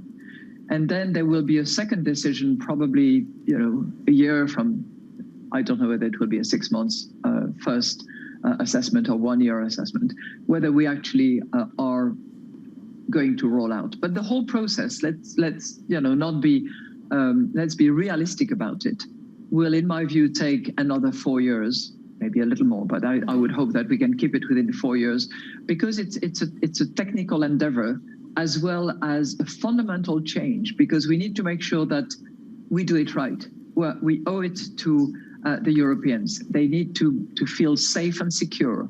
They need to know that they are holding central bank backed I would say it's the equivalent of a digital banknote with the same level of security, the same level of backing as the central bank. So that needs to be really safe and solid. And we need to make sure that we are not going to break any system, but to enhance the system. And I'm saying that on purpose because I know that certain intermediaries that we are using at the moment that are relying on us as well, I mean by that the banks, are a bit concerned about those developments. I don't think they should be concerned because a central bank is not going to invent itself as a client manager, as a risk assessor for the granting of credit lines. So those intermediaries will continue to coexist and to develop their business and to conduct their activity with cash, which will also continue to be available, as well as digital currency. But in my mind, if you just observe how people have behaved during COVID-19, the way in which they've changed the way they buy, the way they order, the way they get their food, the way they pay, it is moving in a digital dimension, which we should not be afraid of, and which should provide, as I said, safe, solid, and secure payment mechanism to Europeans and others. Christine Lagarde, the Bahamas actually launched the first ever CBDC the sand months dollar. ago. What have we learned from that, and what other experiments are you looking at? I think it's, to my knowledge, the sand dollar of the Bahamas is the only one that has been effectively launched. There are a few others that are in the making, and clearly the PBOC, the Central Bank of China, is conducting stress tests and tests in general in large constituencies in China, which is by all accounts much larger than several Bahamas together. So we'll be also very attentive, and we'll try to learn from those experiments. I don't have enough return from the Bahamas experiment. I know that the IMF has done a little bit of review and assessment, and will publish, I'm sure, about that, which I will take great interest in reading. Christine Lagarde, thank you so much. I know you've been very generous with your time today. She is the ECB president, and she joined us, of course, on Bloomberg. Thank you, and have a great day. I hope to speak to you soon and actually see you in person very soon. Now, from that broad conversation, let's also get into some of today's market action. Danny Berger joins us now to take a look at what's moving today. Danny? Yeah, Francine, unfortunately, I don't have any cryptos for you after that fantastic conversation, but I am looking at some tech-related companies. CD Projekt, for example, video game maker, it released a new strategy update, and investors not happy with that. Shares at a 2-year low. H&M also earnings today, swinging to losses with many stores closed. The CEO on the call with the reporters also talking about stores closed in China after backlash over cotton production, says that 20 stores are closed in China at the moment, so those shares down nearly 3%. And the big drop for London today, that's Deliveroo IPOing today. Its debut trade down almost 25%. At one point, the shares had to be halted because they had fallen so much. This is definitely a disappointment for a lot of those global coordinators, the banks behind this, and for the stabilization agent who likely might have to go in and try to buy some of these to get the price back to where it was when it IPO'd. Well, it's under £3 now. Clearly, a lot of those ESG issues weighing on this IPO, Francine. Danny, what about some of the lenders involved in the Archegos fire sale? What do we know today? So we are slowly learning more details about how this is impacting banks. For example, FinNews, they're a Swiss outlet, is saying that UBS might see a hit of about in the low triple-digit millions, but that doesn't seem to be deterring the stock too much. You can see it's up 0.2%. Meanwhile, it really continues to be pain for the other banks, be it European banks or Japanese ones involved in this, because they weren't a Goldman. They weren't the first out the door, so they're crystallizing some pretty heavy losses. JP Morgan has just upped its estimate for how much banks are going to lose from this to $10 billion. Previously, it was $5 billion, but half of that, to some estimates, would have come from Credit Suisse alone. So more pain for these lenders, Francine. Danny, thank you so much. Danny Berger there with the very latest on today's moves. Now, something else investors will be watching closely is President Biden's plan for a mass ramp-up in infrastructure spending today. Now, one of the president's advisors is said to have told senior congressional Democrats that the package will amount to about $2 trillion over 8 years. Well, joining us now is Bloomberg's DC morning editor, Kathleen Hunter. Kathleen, it's a big day, actually. We heard, well, we're going to find out a little bit more about the infrastructure plan. What will you be watching for in the speech? Well, I think it'll be interesting to see the extent to which Biden, focuses on the details versus focusing on the messaging. I think that a lot of what the White House talked about is the need to really reach out to working class and, poorer Americans to try to give them some relief. Now, obviously, this aspect of it or this phase is more infrastructure focused, but there are elements that are meant to, things that are meant to, for instance, promote clean drinking water that are really meant to help tackle the inequality gap that Biden has identified as a priority of his presidency. And so I think the extent to which he focuses on that will be interesting to watch, as well as the extent to which he makes either overt or, more implicit appeals to Republicans, because I think that's the big question now, is the extent to which they're able to get any Republican support for something that Biden puts forward. So what exactly are the challenges ahead? Well, I think getting Republican support is certainly one of them. Right now, that's looking unlikely. And so I think the thinking in the Senate is that perhaps they might take a similar route to the one that they took with the stimulus bill, which was passing it through a budget process known as reconciliation that requires only a simple majority, which would allow them to pass it with just Democratic votes. But even if they go that route, I think that the challenge there is that, even getting all the Democrats on board is going to be difficult potentially, given, that there are some moderates in the party that might have the same sort of hesitancy about large-scale tax increases that we're seeing from Republicans. So what exactly, is this, something politically for Biden? What exactly is at stake for the president? Well, I think it's a big, there's a lot at stake for Biden because, he's really labeled this, and the White House has really kind of pointed to this as something that's going to be legacy defining for him. So this is really a test of, I feel like the stimulus was kind of the initial test. This is really going to show whether or not, Biden's stated goal of kind of transforming and remaking the U.S. economy in the likes of, what we saw 80 years ago from FDR, from Franklin Delano Roosevelt, what we saw in the 60s from Lyndon Johnson, whether Biden kind of takes his place among those other Democratic presidents as someone who is able to fundamentally reshape the U.S. economy, or whether he falls short. Kathleen, thanks so much. Bloomberg's DC morning editor, Kathleen Hunter, with us with the very latest on the infrastructure plan. Now, coming up in the hunt for the next Beyond Meat, investor appetite for plant-based alternatives is surging. Coming up next, we speak to Jim Mellon, Brumbay Group chairman, on his new book, Moore's Law, an investor guide to the new agrarian revolution. That's coming up next, and this is Bloomberg.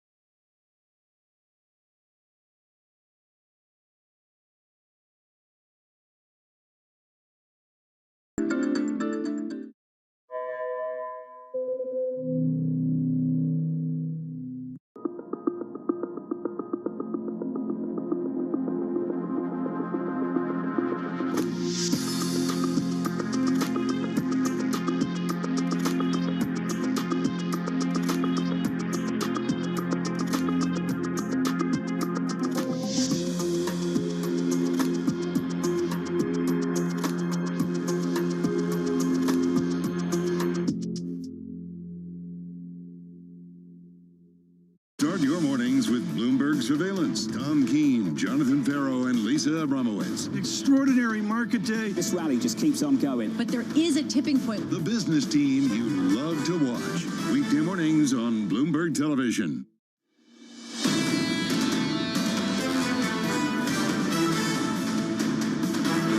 Economics, finance, politics. This is Bloomberg Surveillance, the early edition. I'm Francine Lacqua here in London. Now let's get straight to the Bloomberg First Word News. Here's Leanne Gerrans. Hi, Leanne. Hi, Francine. Germany is halting the use of the AstraZeneca vaccine for people under 60. That is after new cases of rare blood clots emerged, mainly occurring in younger women. It's the latest blow to Europe's vaccine rollout, which has faced delays and controversy. It's also a U-turn. Germany and other EU countries originally only endorsed the jabs for younger people. Now, Hong Kong's new electoral system will help it tackle key issues for its citizens, including a lack of housing. That's according to a former leader of the city, CY Lung. Despite leaving office more than 4 years ago, he's vice chairman of China's top political advisory body, meaning his views do still carry weight.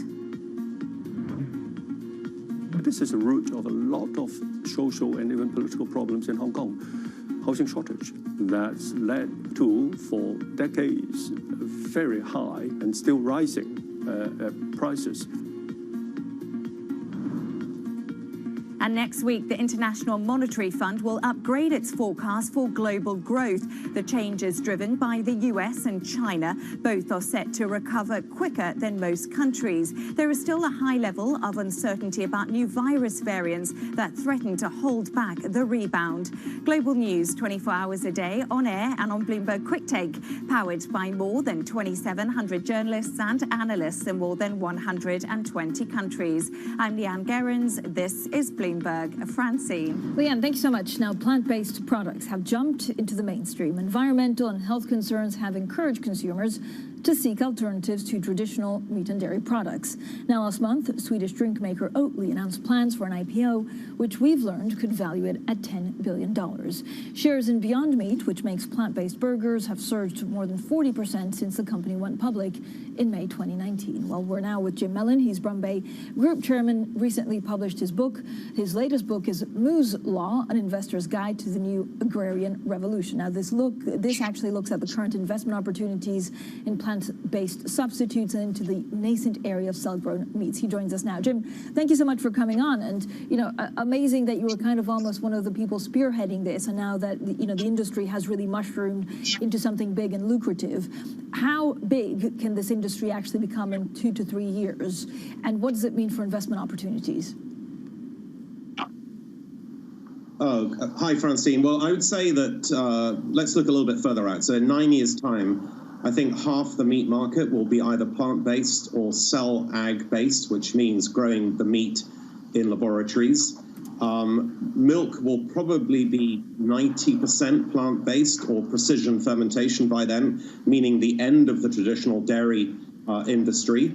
And seafood could be as much as 70% lab grown. For all the reasons that we know, seafood is environmentally highly destructive and bad for human health for a whole host of reasons. But overall, I think you're going to see this industry absolutely explode. And the plant-based stuff has led the way. And so, in the alternative milks, we've gone from 0.5% of the US market just 10 years ago to nearly 1/4 of the US market today.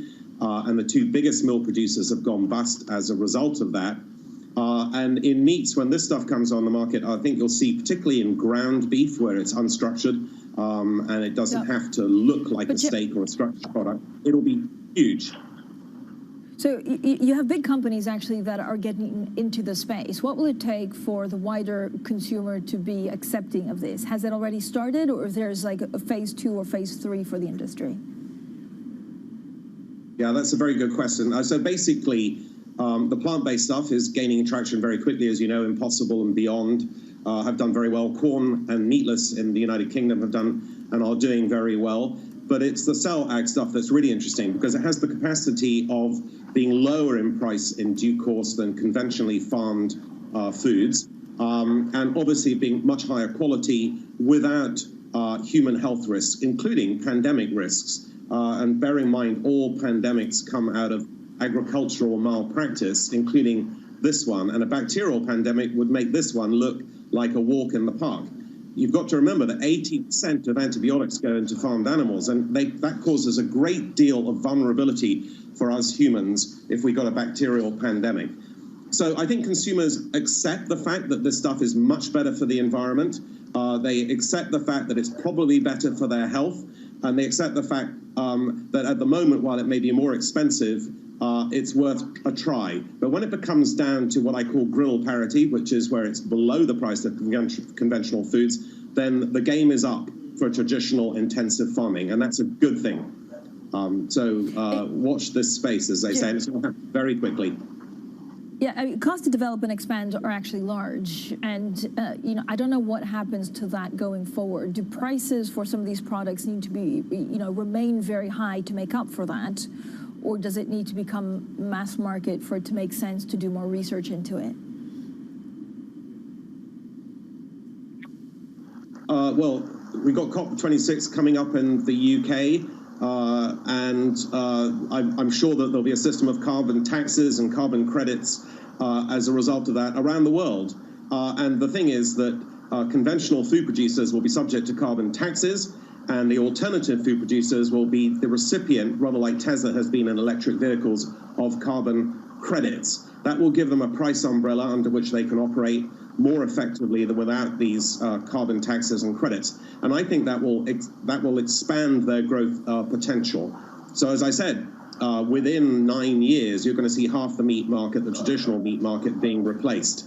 The current level of meat production is unsustainable. You know, 20% of carbon emissions, you know, vast amounts of food poisoning, particularly in the United States, very large antibiotic use, water disruption around the world, and of course animal cruelty, which is the reason that I'm in this, because I really think intensive farming is a cruel and barbarous activity. How will it change? Is it regulated? So again, I guess people have to get behind, you know, we were also talking with my team about 3D meat printing. When you look at some of the things out there, I guess, you know, certain consumers are reticent to buy into it. You know, how does the narrative change? I know you're looking at a 9-year horizon, but does regulation or is it just big companies getting behind some of these products that will make a difference? Yeah, I think both those points are valid.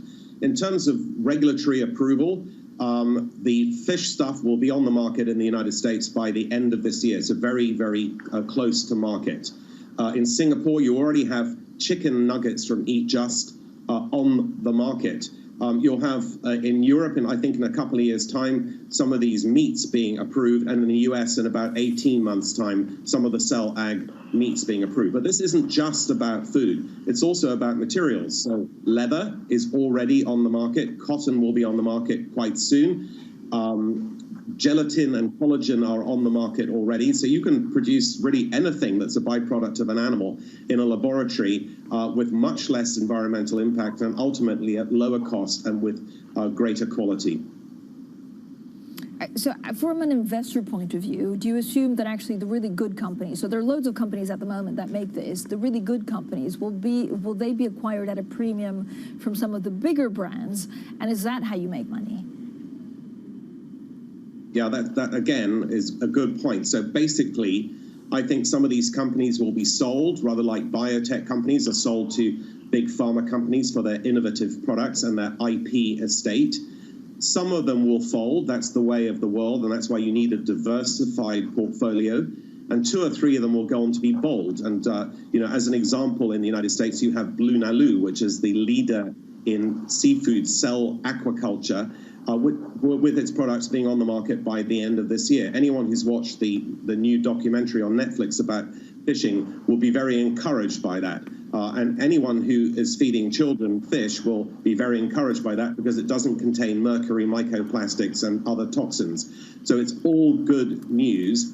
That sort of company, however, needs a veteran management team, good funding, good business plan, and a clear regulatory path. And not all the companies in this field have that.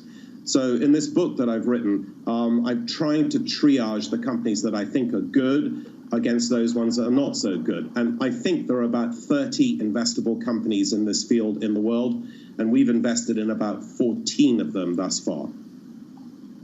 Jim, thank you so much. Jim Mellon there, Brumbay Group Chairman, and it's actually a fantastic read, his new book out. We'll have plenty more on with Jim in the next couple of weeks and months. Now, coming up, a bad way to IPO. Deliveroo stock drops as much as 30% on its first day of trading. More on that and the markets next with MLive's Eddie van der Walt. This is Bloomberg.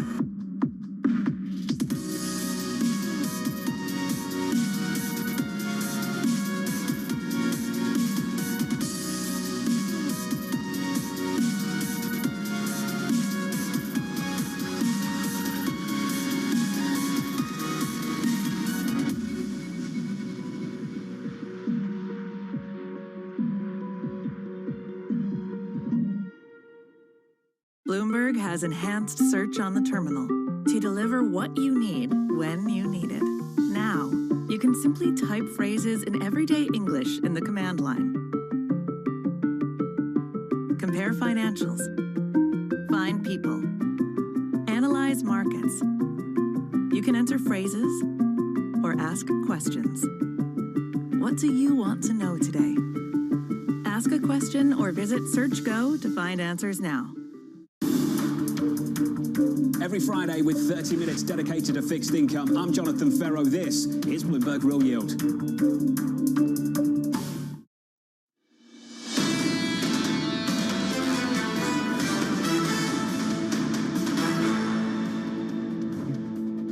They can test us as much as they want. We have a mandate, we have an aim, we're going to be riveted to that, and we're going to do what is required in order to deliver on that.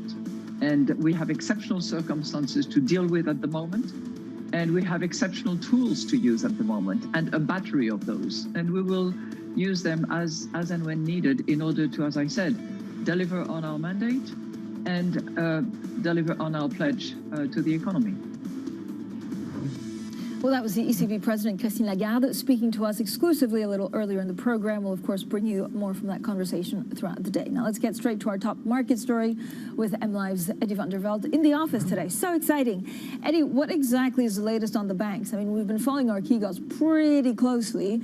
Are we any wiser on what, if there's any unwinding left to do?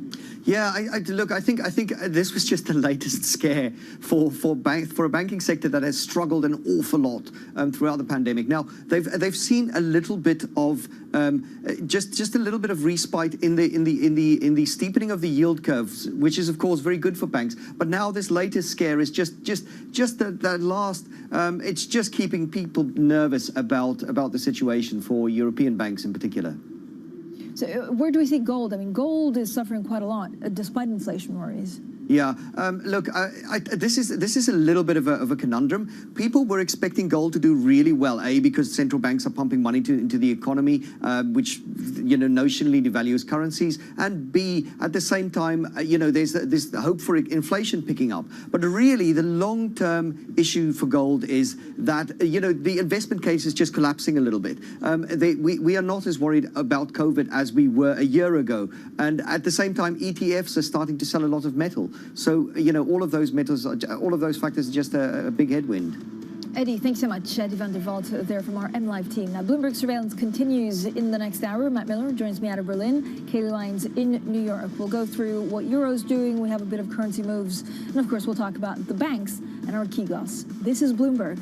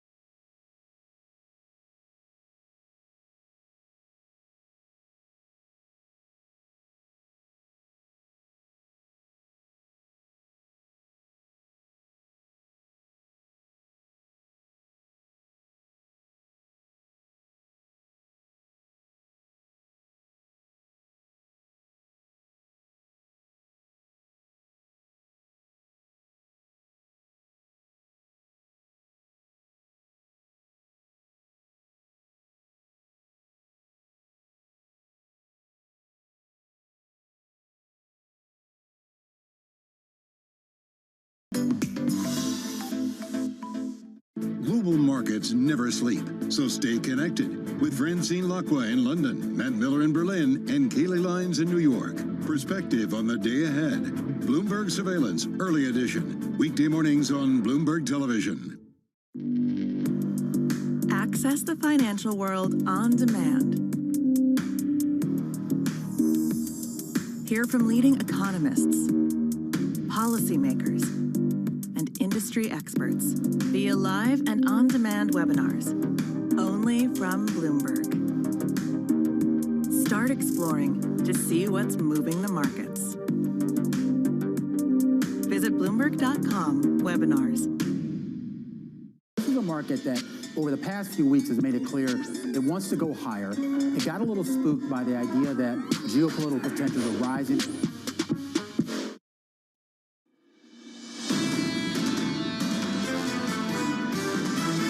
The rescue plan has more than $30 billion in funding for public transit agencies. So this is a matter of equity. It's a matter of doing right by so many of the heroes of the pandemic. The lower interest rates make it easier to finance borrowing that businesses and others do, and that adds to jobs in the economy. Our expectation is in the second half of the year, we would see the European economies on a sound recovery path.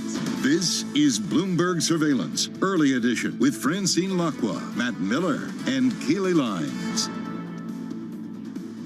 Well, good morning from London, Berlin, and New York on this Wednesday, March 31st. Our top stories today. An exclusive conversation with Christine Lagarde, the ECB president, talks everything from the pandemic and policy to climate change and cryptocurrencies. The Archegos fallout continues. S&P downgrades its outlook for Credit Suisse to negative. JP Morgan says the total hit for banks could reach $10 billion. And President Biden is set to outline his multi-trillion-dollar infrastructure plan. U.S. futures rise, bonds retreat. So there's quite a lot going on in the markets. Kaylee, I know we're looking at gold. We're looking, of course, at these bond yields and then details or the start of getting some details of the infrastructure plan across the Bloomberg terminal. I think we're actually getting the headlines right now. President Biden urging some $2.2 trillion of economic plan offset by corporate tax hike. And I wonder whether, that will have an impact on the market straight away.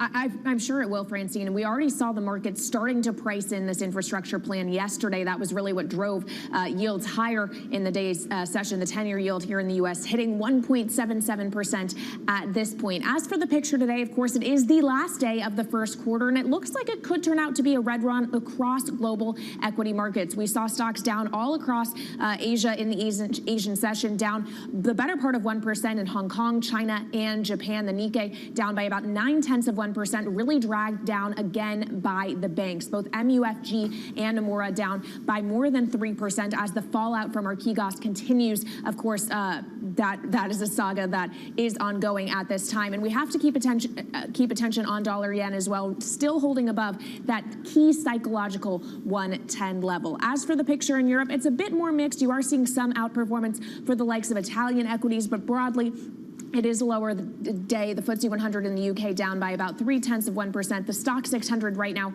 basically flat. But two key stocks to keep an eye on, one of them being Credit Suisse. We've been watching it all week. It could face billions of dollars in losses stemming from the Archegos implosion. And it also had its outlook downgraded to negative by S&P Global Ratings. So that's weighing on the debt and the equity, which is down about 2% at this point. And take a look at Deliveroo, the food delivery startup at IPO, raised $2 billion in its IPO, but priced at the very bottom of the range. And today it is down 22%, almost 23% in its trading debut. Already has triggered a volatility halt. Investors a little bit worried about working conditions for the workers and clearly punishing the stock as a result. As for the picture here in the U.S., it looks like it could be a mixed open. S&P futures basically flat at this point. NASDAQ 100 futures up by about 0.2%, even as we see yields creeping higher, up about 3 basis points on the 10-year. Yes, we're off that 1.77% level. Still, though, right around 1.73. And just keep an eye on crude as well. Fractionally higher, holding above $60 a barrel on WTI. All eyes on that OPEC Plus meeting tomorrow, Matt. Yeah, but also all eyes on treasuries. As you mentioned, big rise in yields yesterday, and it looks like treasuries are going to have their worst quarter since 1980, when, I don't want to tell any secrets out of school here, but not all of us were born in 1980, so it was a legitimately long time ago. Let's take a look at some of the breaking news. Fran, I think you and I were already here. Let's take a look at some of the euro area inflation numbers coming through right now. We're seeing inflation in the Eurozone rise to 1.3%. So still, I think tepid is a fair word to use, and not even as much as the estimate. Economists in our survey were looking for a 1.4% print. So inflation isn't something that I'm sure is worrying, certainly not on the upside risk, Christine Lagarde. We're going to hear from her, that exclusive interview, in just a few minutes. Right now, I want to take a look at what's going on today. Later this morning, the EIA releases its latest crude oil inventory report. So definitely watch the oil space there. The Fed's SLR exemption is set to expire today.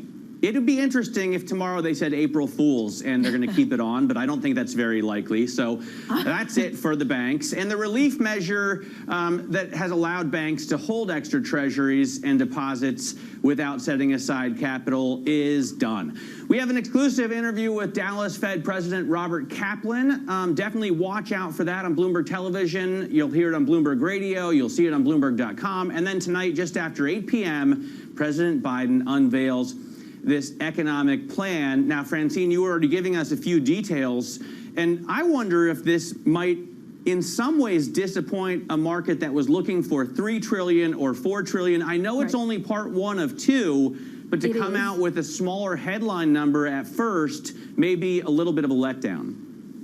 Yeah, so I think the details today are really on exactly what they want to do. And if, you know, for some historical context, I wasn't born in the 1960s, but it is interesting to see back that it hard to, you know, this is probably the most, important infrastructure plan since the investments in the 1960s space program or the 1950s interest highway system. This is according to Bloomberg News. And, you know, $2.2 trillion is maybe something that will disappoint, but if you see where the money is actually going, and if you look at the details, you know, this is pretty big. It's a 4-part 8-year plan dedicating $620 billion for transportation, $650 billion for initiatives improving quality of life like clean water and high-speed broadband. Now, we also had a conversation with Christine Lagarde, and we did talk about the U.S. stimulus compared to the European one. This is what President Lagarde said overall on the markets.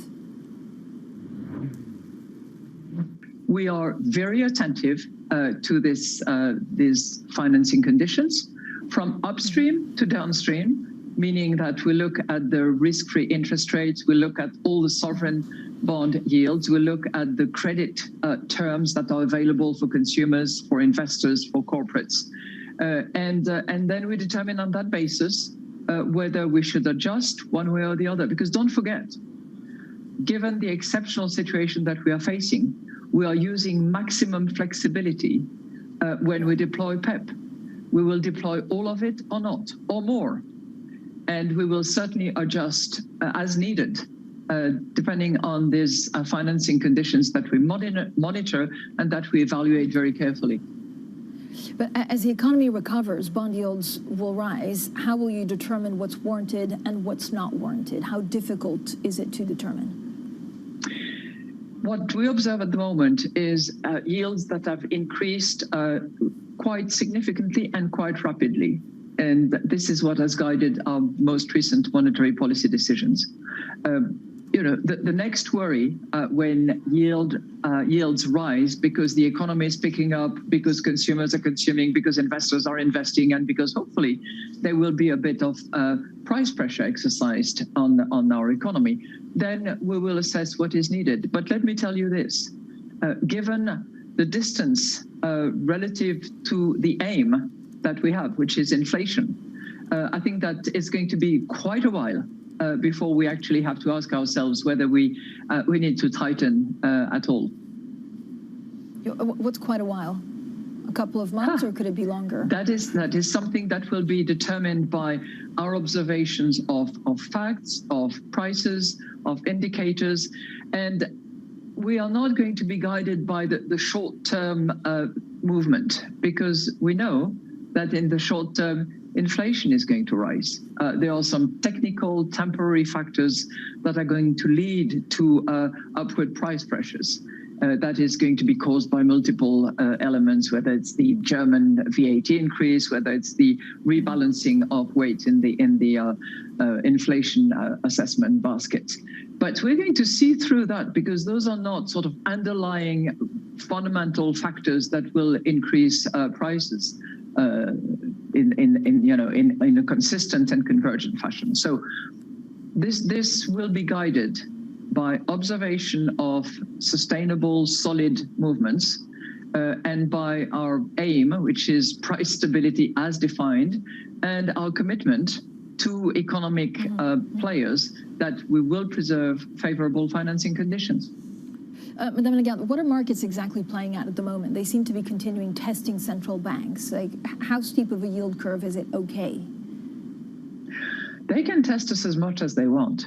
We have a mandate, we have an aim, we're going to be riveted to that, and we're going to do what is required in order to deliver on that. And we have exceptional circumstances to deal with at the moment, and we have exceptional tools to use at the moment, and a battery of those. And we will use them as and when needed in order to, as I said, deliver on our mandate and deliver on our pledge to the economy.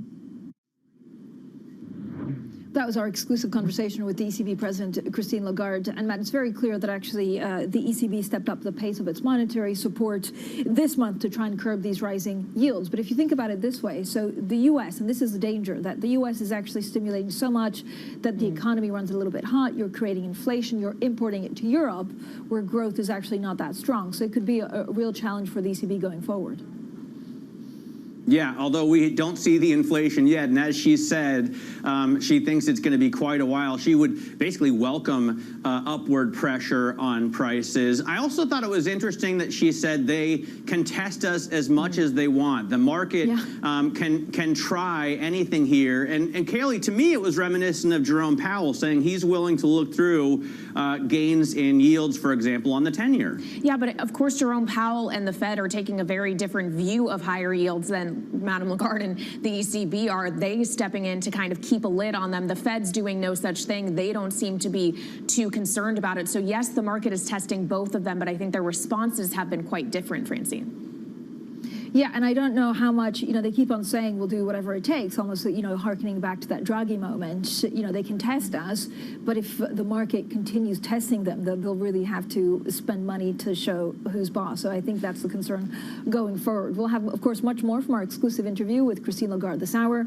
Coming up next, Andrew Sheets, Morgan Stanley Chief Cross-Asset Strategist. And then after that, Eric Nielsen, UniCredit Group Chief Economist, the ever-optimist on Europe. We'll ask him about rising bond yields. We'll ask him about inflation. This is Bloomberg.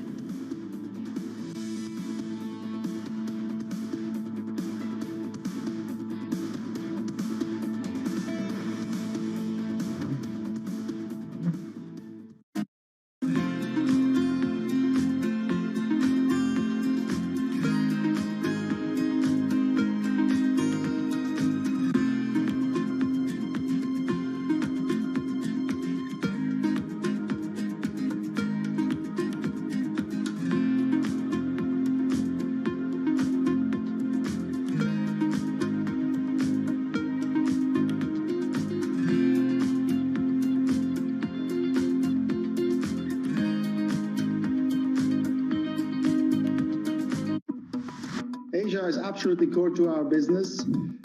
It's almost 20% of our franchise revenues globally, which is significantly more than most of our global peers who are more in the mid-teens. We want to invest, grow in China, but also we are also investing in the rest of Asia as well. Our top line growth for the region has been close to 24% last year, almost 20% of the group's revenue as a percentage of the revenue of the group. So, and this is where the group is counting on the growth. We see company after company, these are corporates committing to net zero.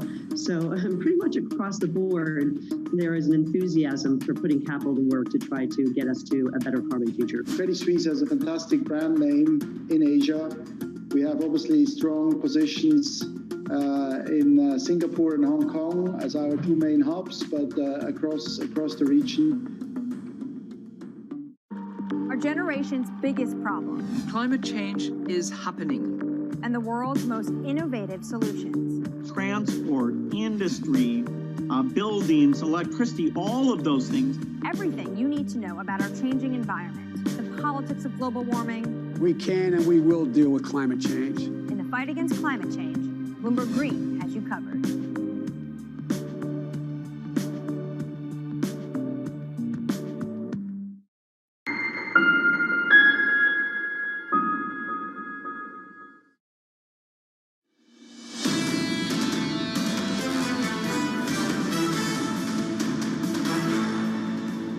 This is Bloomberg Surveillance Early Edition. I'm Matt Miller in Berlin with Francine Lacqua in London and Kelly Lines in New York. Now, I think it's interesting as we come to the end of the quarter to look at cross-asset performance historically and compare and contrast a little bit. I've got a great chart that does that from the Bloomberg. It's 53.22 for those of you with a terminal in front of you. And what you can see on this chart, or if you're listening on radio, what you can't see, and I'll walk you through right now, is the outperformance we've seen in commodities in this March quarter. And actually, commodities have done pretty well in the previous 4 quarters. Of course, stocks had a rip-roaring third and fourth quarter last year after the big drop in the March quarter of 2020, the COVID quarter.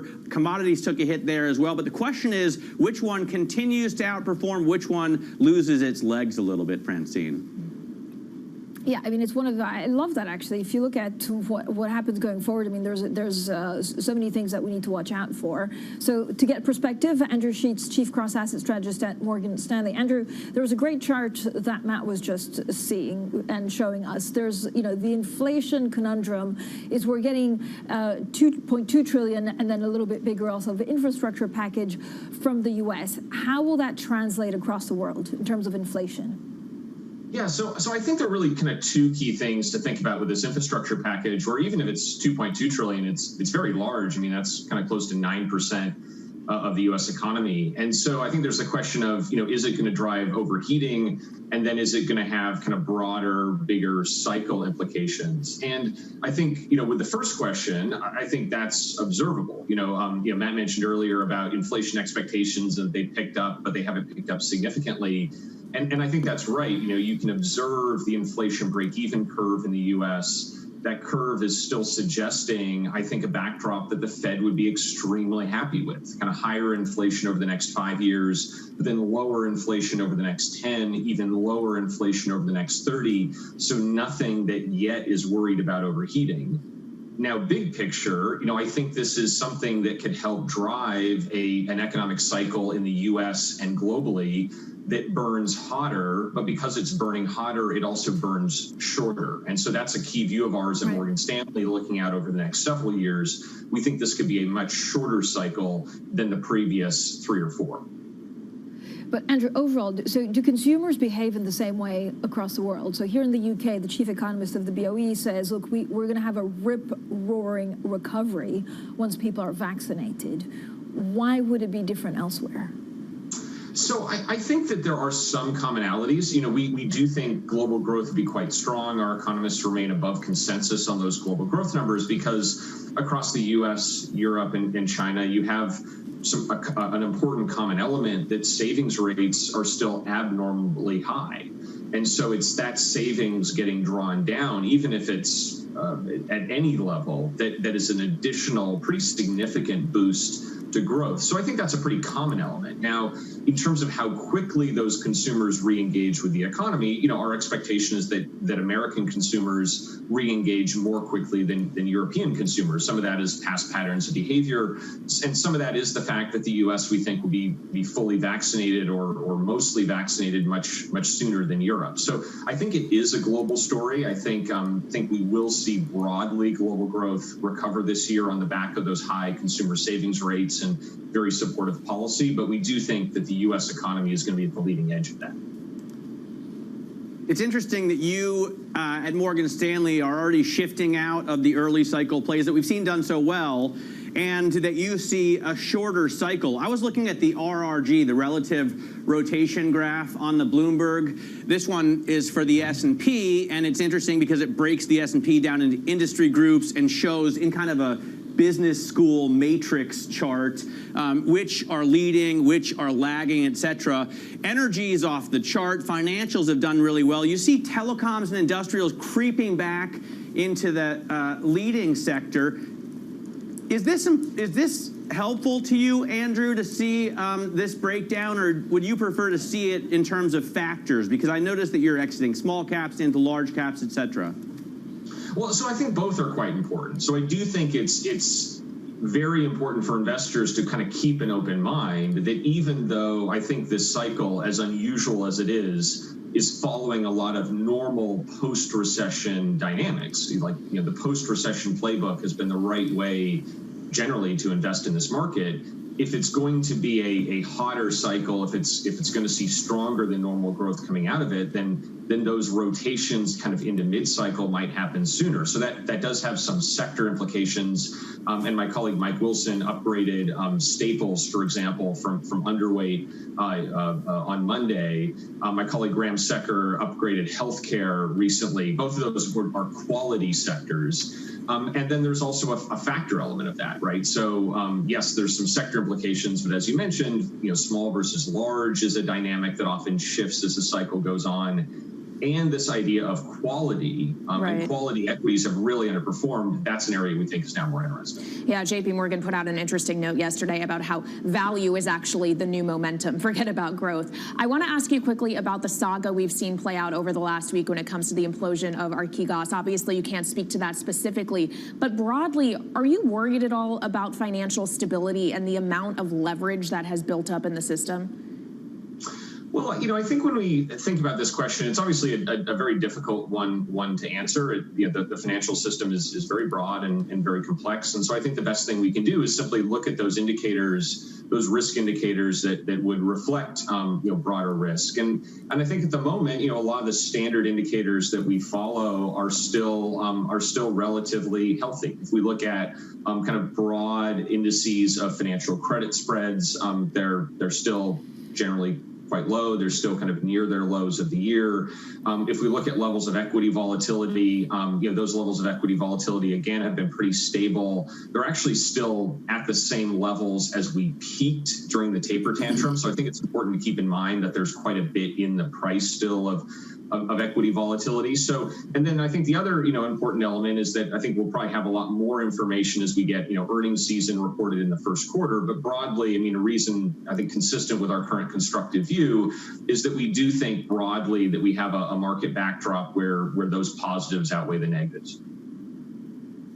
Andrew, thanks so much. Andrew Sheets there, Chief Cross-Asset Strategist at Morgan Stanley. Now, later today, an exclusive conversation with the Dallas Fed President, Robert Kaplan. There'll be a conversation on yields and, of course, inflation. That's at 1 p.m. in New York, 6 p.m. in London, and this is Bloomberg.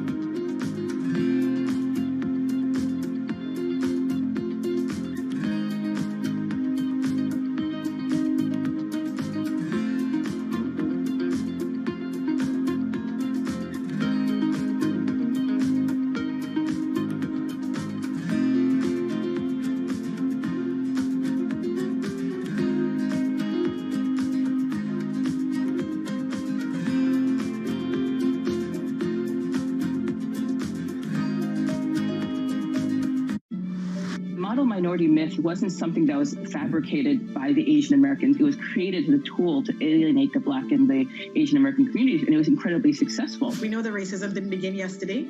We know it's probably not going to end tomorrow, but it is our job to make sure that there's progress and we keep people safe, give people dignity. I spent a lot of time last year to just listen, to understand, to reflect and understand what I could do as a leader of this organization. For many years, we've been very shareholder focused, and now there really is much more of a community requirement. The economic downturn in the U.S., we're seeing unemployment and income losses affecting women more than men. 2/3 of the jobs lost in South Africa were women's jobs.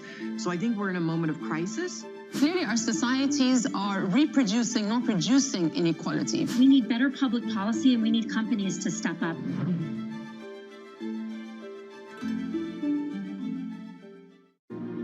BSO Now is your online home for brand new Boston Symphony Orchestra and Boston Pops performances. Discover new releases each week that include behind-the-scenes storytelling with conductors including music director Andres Nelsons, guest composers and musicians, plus critically acclaimed archival concerts and more. Visit bso.org/now.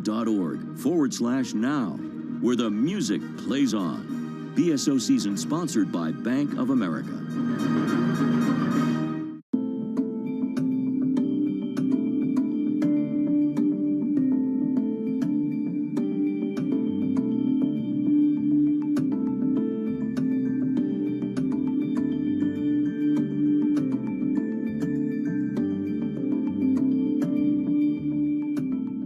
I think what we've seen during this period of time is that communicating via video is not a fad. We are using it in all aspects of our lives, for work, for learning, for communicating, for staying in touch.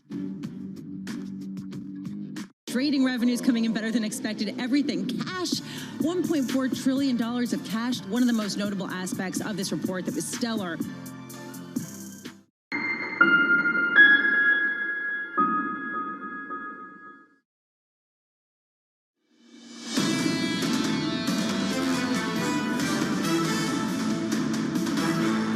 This is Bloomberg Surveillance Early Edition. I'm Kaylee Lyons in New York with Francine Lacqua in London and Matt Miller in Berlin. Well, let's get straight to the Bloomberg First Word News now. In London, shares of food delivery service Deliveroo plunged as much as 30% in their first few minutes of trading. Major investors sat out the IPO because of concerns about shareholder voting and pay for Deliveroo's riders. Last year, Amazon became its largest shareholder. And it was an early April Fool's Day joke that went bad. Volkswagen of America put out a press release yesterday pledging to rebrand itself Volkswagen in an attempt to promote electric vehicles. A few hours later, though, VW removed the release from its website and said it had been in the spirit of April Fool's Day and promised additional updates soon. One advertising executive says the joke undermines VW's commitment to going electric. Matt, this is what they get for releasing it before actual April Fool's Day. Yeah, they don't know the April Fool's rules. Also, apparently, their flacks lied to the AP and other news agencies and said it was true. You can't tell a lie when you're talking to a journalist, right, Fran? Right. I mean, the only thing I'll say about this is that the gap between German humor and British humor has never been wider. More from our exclusive interview with the ECB President, Christine Lagarde, next.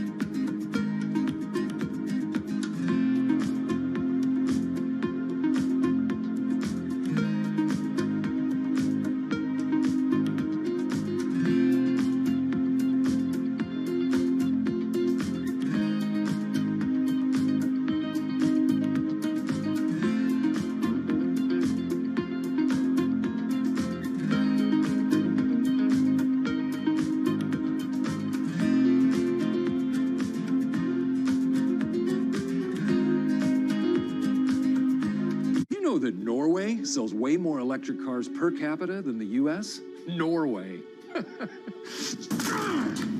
Well, I won't stand for it. In this neighborhood just outside Oslo, the majority of cars are electric.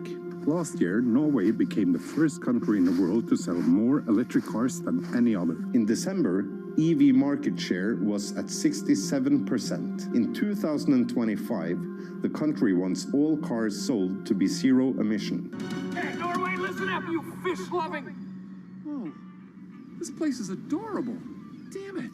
But why is Norway leading this development? The country is rocky, it's ice cold, and with huge distances. The easy answer is politics. By giving the consumers benefits that pay off, more people will go electric when they're getting a new car. These perks could be no VAT when buying the car, reduced tolls, the possibility to drive in the bus lane, and quite a bit of free parking as well. 2021 is an election year in Norway, and the Climate and Environment Minister Sveinung Rotevatn believe the EV perks will be a hot topic in the campaigns, where removal of the perks is set to be a central issue.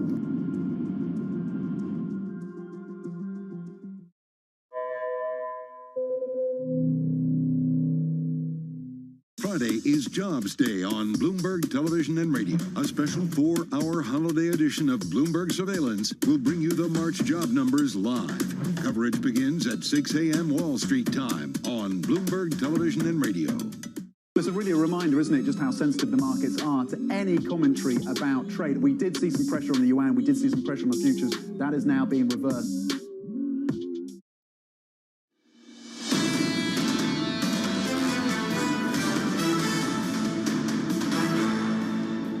This is Bloomberg Surveillance, early edition. I'm Francine Lacqua in London, Matt Miller in Berlin, Katie Lyons in New York. Now, there's quite a lot going on. Matt, of course, we spoke to Christine Lagarde. It was interesting that she warned off the market, saying, well, they can test us as much as we want, but we'll have a mandate and we'll stick to it.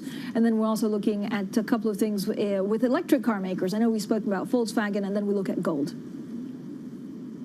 Yeah, well, those other things are interesting, but I'm excited to see more of your interview with Christine Lagarde. I thought it was a great point that Kayleigh made, that Christine Lagarde and Jay Powell are confronting rising interest rates if they see them in different ways, and that Lagarde is going to bring a whatever it takes kind of method to push them back, to hold them down. And to your point, Fran, that could get expensive. Yeah, it could get expensive. Of course, the difference is that if you have this massive stimulus in the U.S., rising bond yields could be justified. Probably not so in Europe. Now, Kayleigh, what else are you looking at in the markets? Well, that stimulus you speak of, Francine, that infrastructure plan that President Biden is set to lay out later on tonight here in the U.S. is giving a lift once again to yields. Again, it is that stimulus bringing inflation and growth conversation. Of course, it is the last day of the quarter, and it's not going to be a super exciting one for equities. At least that's the way it looks right now. We're up just about 0.1% on the stock 600 in Europe. S&P E-mini futures basically flat on the day. The real action is in the bond market. Again, as I said, off of that infrastructure plan, up 3 basis points on the 10-year. We're sitting right around 1.73%. Yes, off of the highs we saw yesterday, but still nothing to sneeze at. And just take a look at the dollar as well, because we have seen the dollar with its strongest quarter in a year, but maybe a little bit of quarter-end rebalancing going on today. And as a result, the Bloomberg Dollar Spot Index is down about 0.2%. As for some stocks moving before the bell, the big outperformer in pre-market trading is Chewy, up 10% at this point. Its sales guidance for 2021 topping estimates. The company saying all those people that got pandemic puppies, they are still going to buy their pet supplies online. Of course, I unfortunately did not get a pandemic puppy, but of other movers on the day, U.S. Steel up about 5%. Again, that is an infrastructure story, could benefit steel makers. And as for some of those Archegos-tied stocks, we are seeing a continued rebound in Discovery, one of the stocks that was subject to those massive block trades. It was up yesterday, up another 2% in pre-market. But take a look at Credit Suisse. The ADR is down about 2%. The fallout for this stock and this company in particular is continuing, Matt. All right, I think you should get a puppy, pandemic or not.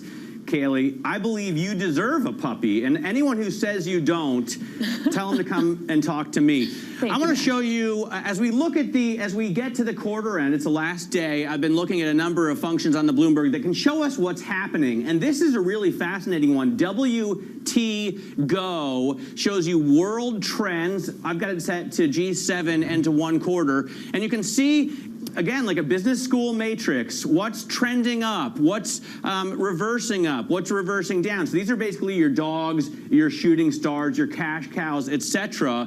We do see now JGBs trending higher. We see here gilts reversing up. And it's just really fascinating to play with the WT function on the Bloomberg and see what trends are going on in your part of the world. Francine?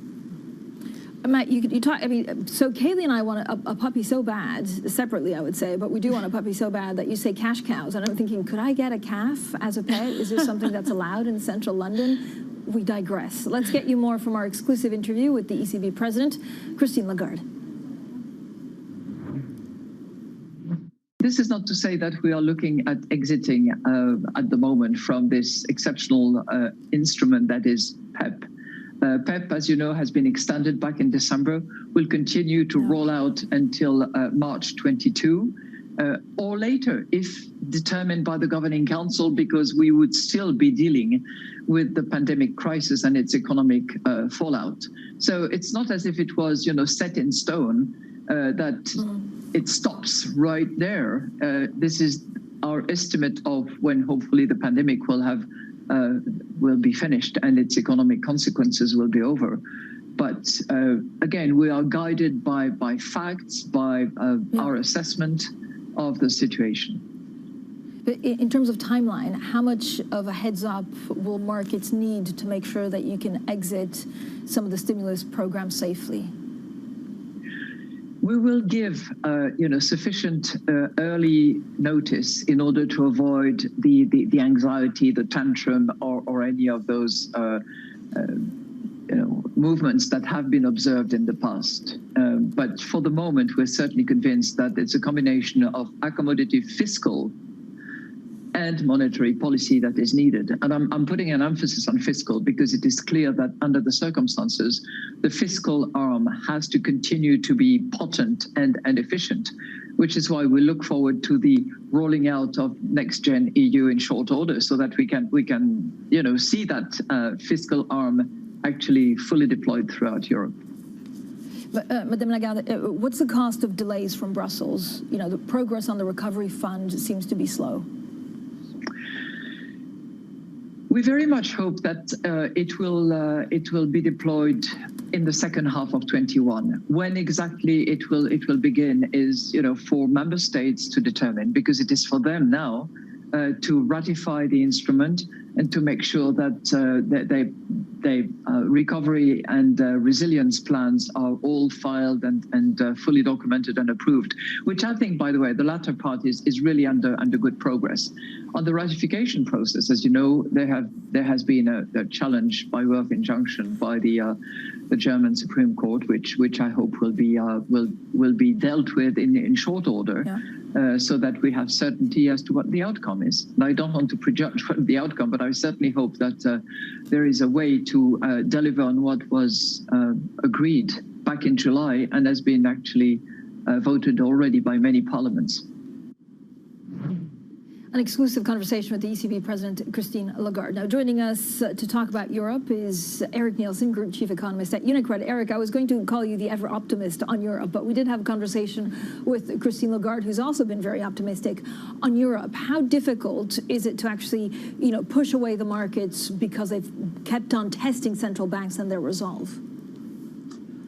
Well, thanks. And first of all, congratulations on this interview. I thought it was really enlightening. And she was clear that they would employ the instruments that they need to avoid inappropriate, in my words, higher yields. I noticed that Matt said that could be expensive. As an economist, you don't think about it in those terms because it would be much more expensive not to do it.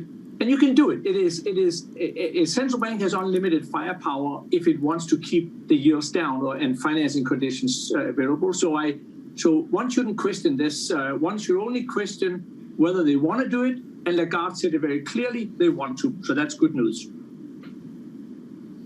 Eric, these days, as an economist, as a central banker, or as a politician, nobody cares if it's expensive or not, right? I mean, you've got the magic money tree. Why would it matter? We're starting to see, though, a little bit of pushback, certainly in the U.S. in 7-year auctions. Are you concerned that at some point investors aren't going to want to fund never-ending QE and stimulus?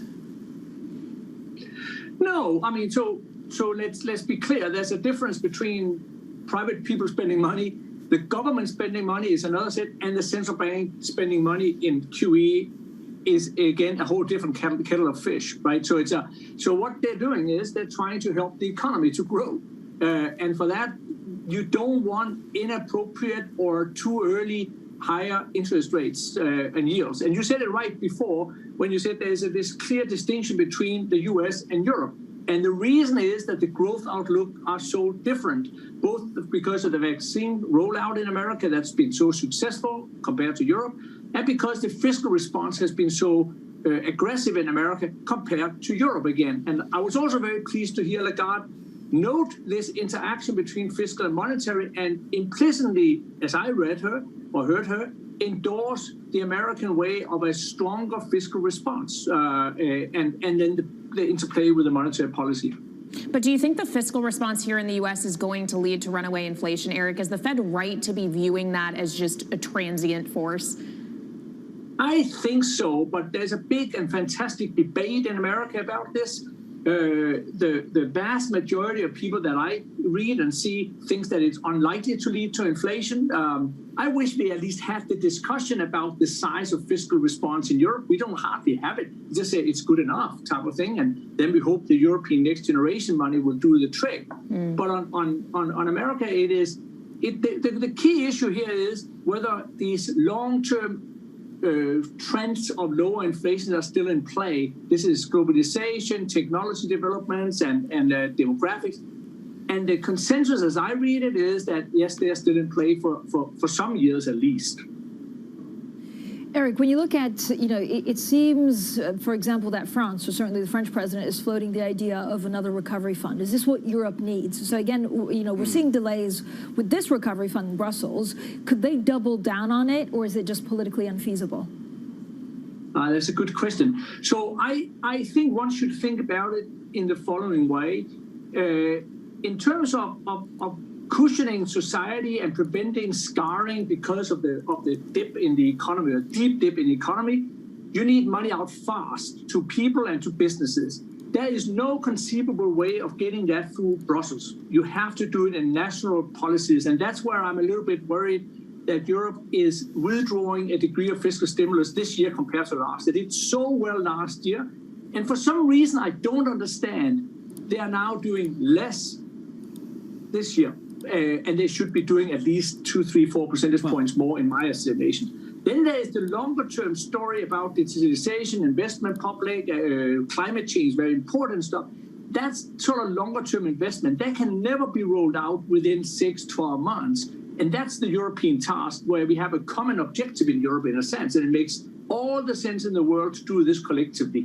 So I think you want to think about it in both sides. I would love to see more European money for good investment down the road. I would love to see more national money to cushion the economy right now. Rolling things out fast doesn't seem like a European strength right now, Eric. Certainly not from my seat here in Berlin. Yesterday, I spoke with Ken Feinberg, he of the 9/11 Fund and the BP Recovery Fund, etc. He said the problem is Europe just doesn't speak with a single voice. That's why America can crush it when it comes to passing out vaccines, distributing, getting and then passing out vaccines. And that's the weakness of Europe. Does that frustrate you as an economist looking at Europe as well? Yeah, man, it does. But let me say the following. First of all, I don't think that's the reason why Europe is doing so poorly on vaccinations. There were made mistakes, calculated the risk of where you bought it, and so there's a long conversation, but didn't do well. But it's not about being slow per se in that sense. On the fiscal response, yeah, you can do fast thing and you can do slower thing, but you have to also pay respect to the fact that in a democracy you have to pass certain hurdles. And if you have to do it collectively, it by definition takes longer. It irritates me as an economist. As a citizen, I appreciate it. But America is doing very well, although I would say that the price of doing it so fast in America is that you kind of carpet bomb the economy with money. And that's not as efficient as a bit more means tested and targeted for those who need it, right? So you can't do one-to-one. But this is exactly why you need to do it at the national level. And I also would say that on the national level, Europe did very fast last year. I was blown away as an economist who followed this for 25, 30 years. I was blown away with the European response. And you mentioned Berlin. Nobody did it, in my book, better than Germany last year. And they came from a very different fiscal setup and mentality to lead Europe and Germany in a massive, targeted, well-designed fiscal program. I tip my hat for that. Eric, thank you so much. As always, Eric Nielsen, their Group Chief Economist at UniCredit. Now, coming up, President Biden's infrastructure ambitions. More on the president's $2 trillion economic proposal. That's coming up next, and this is Bloomberg.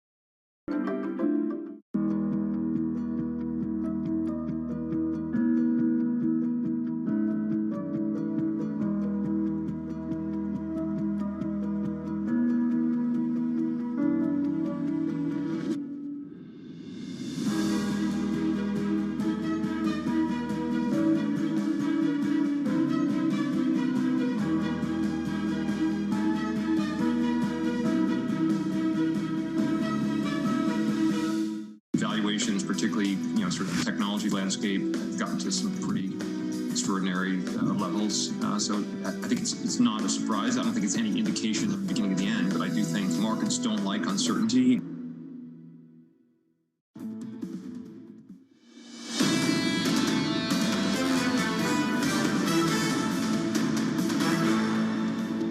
This is Bloomberg Surveillance Early Edition. I'm Francine Lackman in London, Matt Miller in Berlin, Kaylee Lyons in New York. Now, President Biden is set to unveil a sweeping infrastructure proposal today. The $2 trillion plan would include a focus on semiconductor investment, retraining the workforce, extending clean energy tax credits, and boosting overseas corporate tax profits to 21% from 13%. Now, for more on all of this, Emily Wilkins of Bloomberg Government joins us. Emily, so we're expecting something about $3 trillion. This is only the first step. Is this trying to build consensus, or is there another reason for it to go at it two ways?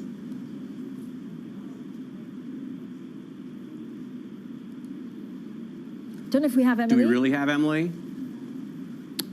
I feel like we don't. I think we'll get Emily back, but basically we did have some headlines earlier on from Joe Biden, and this was confirmation of what we'd reporting on overnight. So we're expecting the speech by Joe Biden. A little bit of disappointing, Matt, of the fact that it was only $2 trillion, but again, then there's going to be a second step. So I think today is really trying to distill all of that information on specifically what they would spend it on, and then we have a couple of news on tax hikes as well.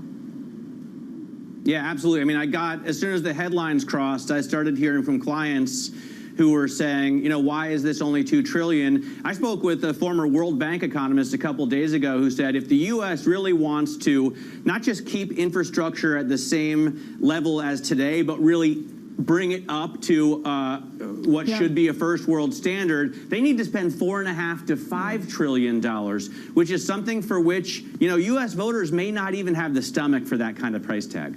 Yeah, and Republicans may not have the stomach for that kind of price tag, Matt. That's the other part of this is can President Biden either for this first part of the package, $2.25 trillion, or the second part of the package, which would include childcare and the like, can he garner any support from across the aisle on that, especially when it comes to the revenue raising aspect of that, raising the corporate tax rate to 28%. I think he's going to be hard pressed to have any Republican senator or in the House, for that matter, sign on to that idea, Francine.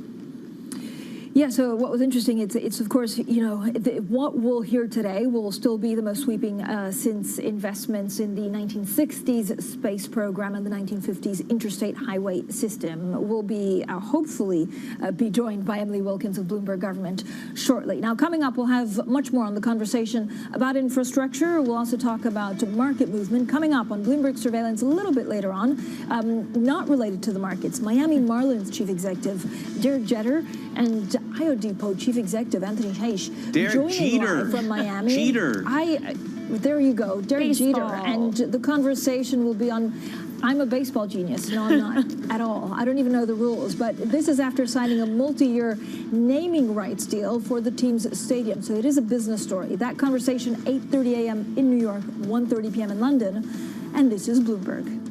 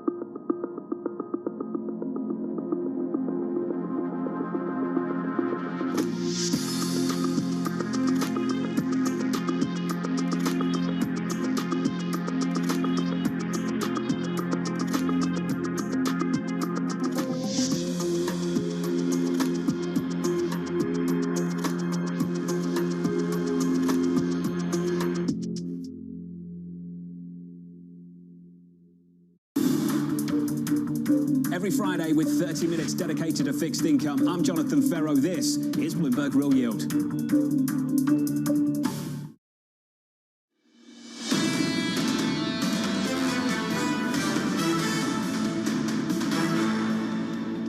This is Bloomberg Surveillance Early Edition. I'm Francine Lacqua in London, Matt Miller in Berlin, Kaylee Lyons in New York. Now let's get more on the infrastructure plan that Joe Biden is set to unveil in a speech later today with Emily Wilkins of Bloomberg Government. Emily, what exactly are we expecting? Will people be disappointed because it's a two-pronged process, so $2.2 trillion announced today and then later afterwards?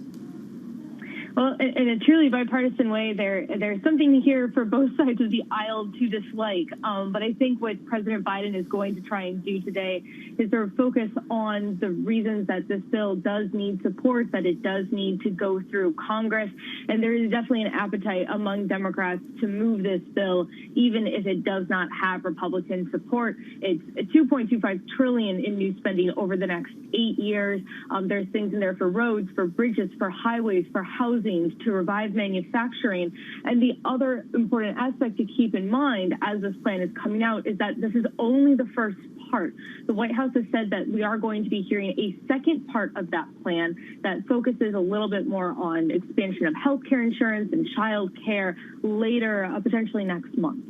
Well, Emily, of course, there's a revenue-raising aspect to this, and any kind of tax hike may be opposed by Republicans, but there's also a number of Democrats in the Senate who say they won't sign on to anything unless the SALT cap is repealed. How big of an issue is that going to be?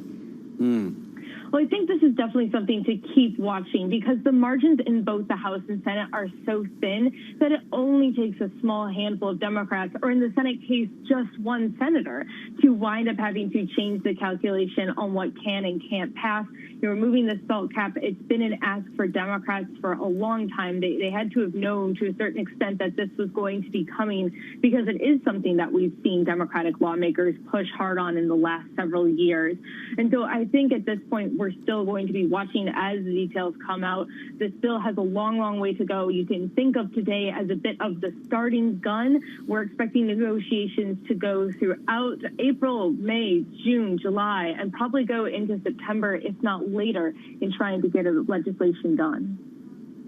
Emily, thank you so much. Emily Wilkins there with a busy day ahead of her from Bloomberg Government team. Now, a lot going on in the markets. We're also looking at gold. And then, of course, we spoke to Christine Lagarde a little bit earlier on, the ECB president. And she said with quite some resolve, Matt, that actually the markets can test the ECB as much as they want. I guess the concern is that if they, take it to even test even more, at some point, maybe the ECB will have to spend some money to back it up.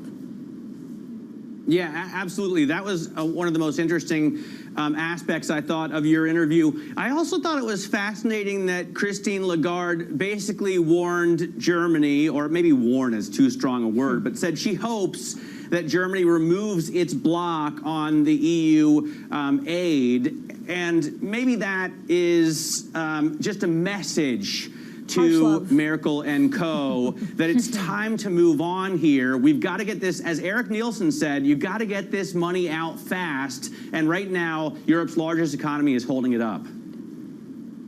Yeah, Matt, I just have to say I commend Francine for this wonderful exclusive interview with Christine Lagarde, and also for being #1 in the TV Newser March Madness bracket. She may not be a baseball expert, but clearly she's an expert in basketball.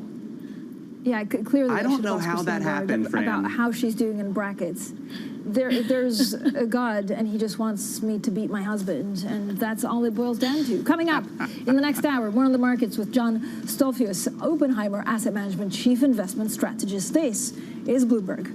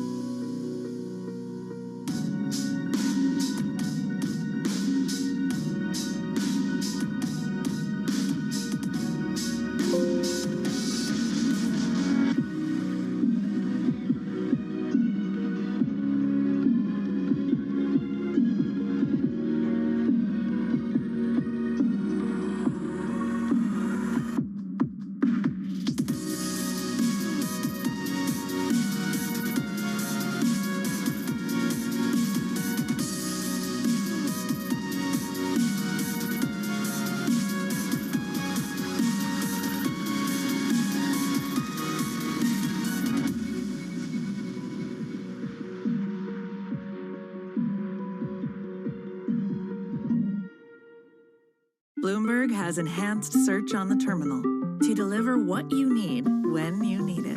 Now, you can simply type phrases in everyday English in the command line.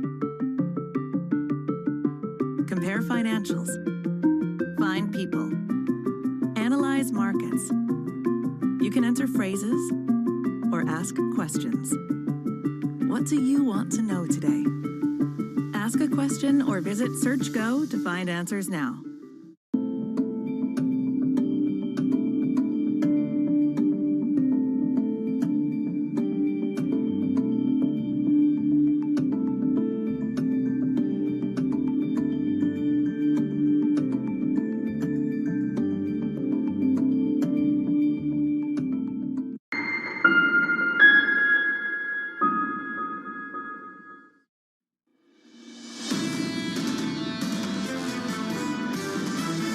Sort of immediate shutdown of these very mechanically driven, completely unnatural as far as recessions go.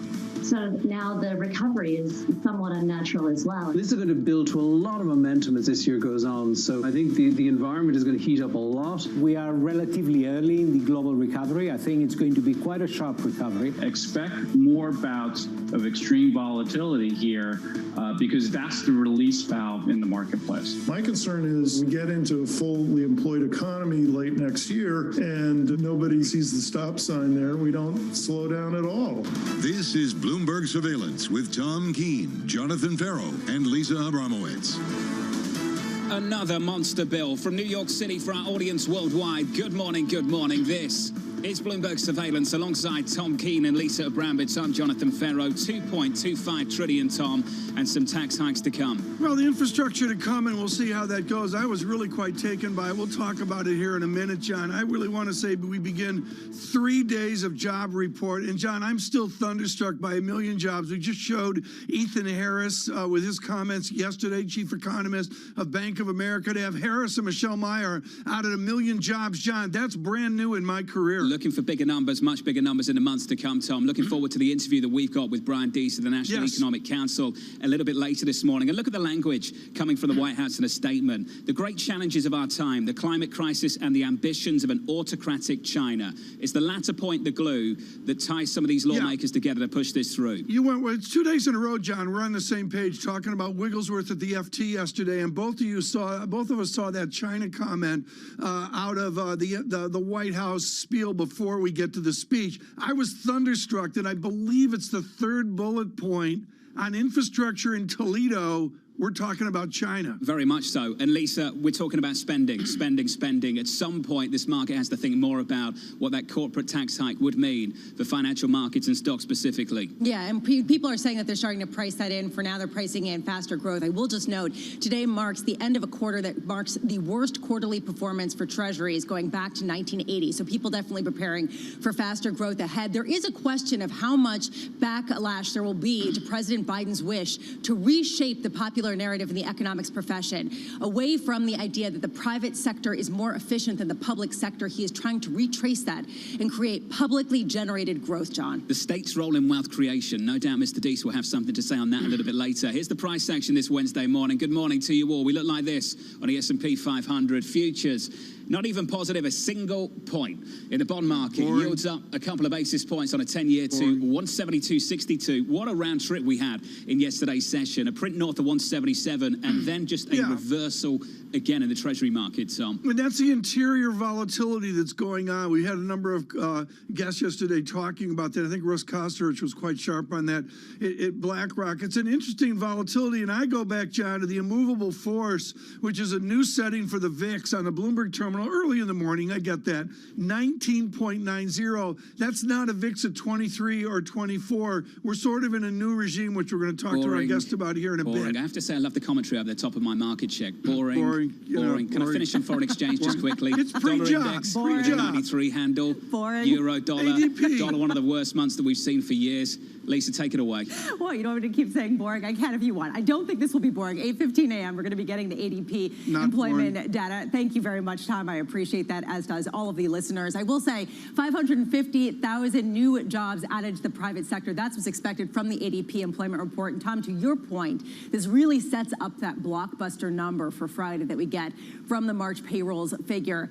I'm trying to figure out what markets are going to do with this. Have they priced it in? Is this going to be more of a concern after the biggest sell-off in Treasuries since 1980? Then at 10 a.m., we're going to get U.S. February pending home sales. Very interesting to see this toggle between these incredibly high prices fueled by low mortgage rates, plus a shortening supply of homes.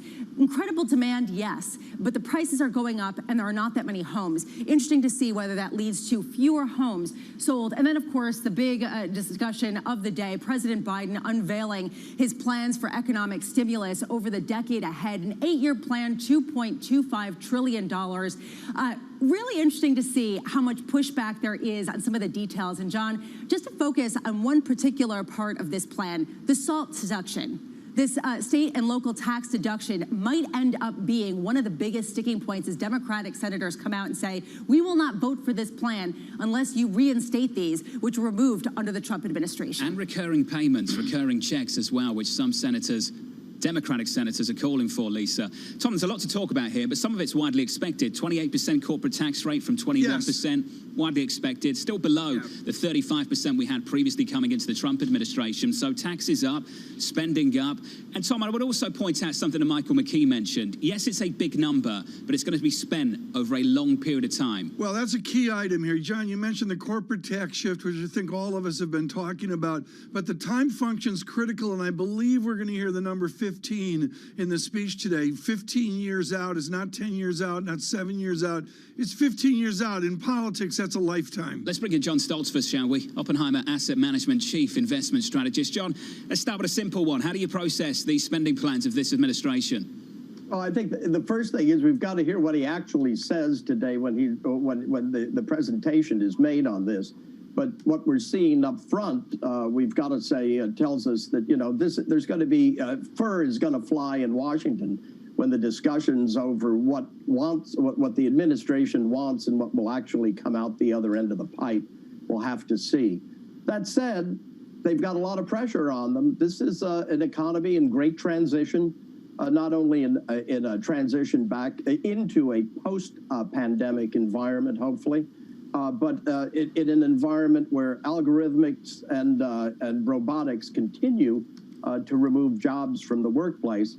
And infrastructure spend may be just what the country needs. John, I loved your newsletter. I love where we are, and you talk about, you know, your research on it, I should say. And John, I love what you say about the idea of transition. What are we transitioning to?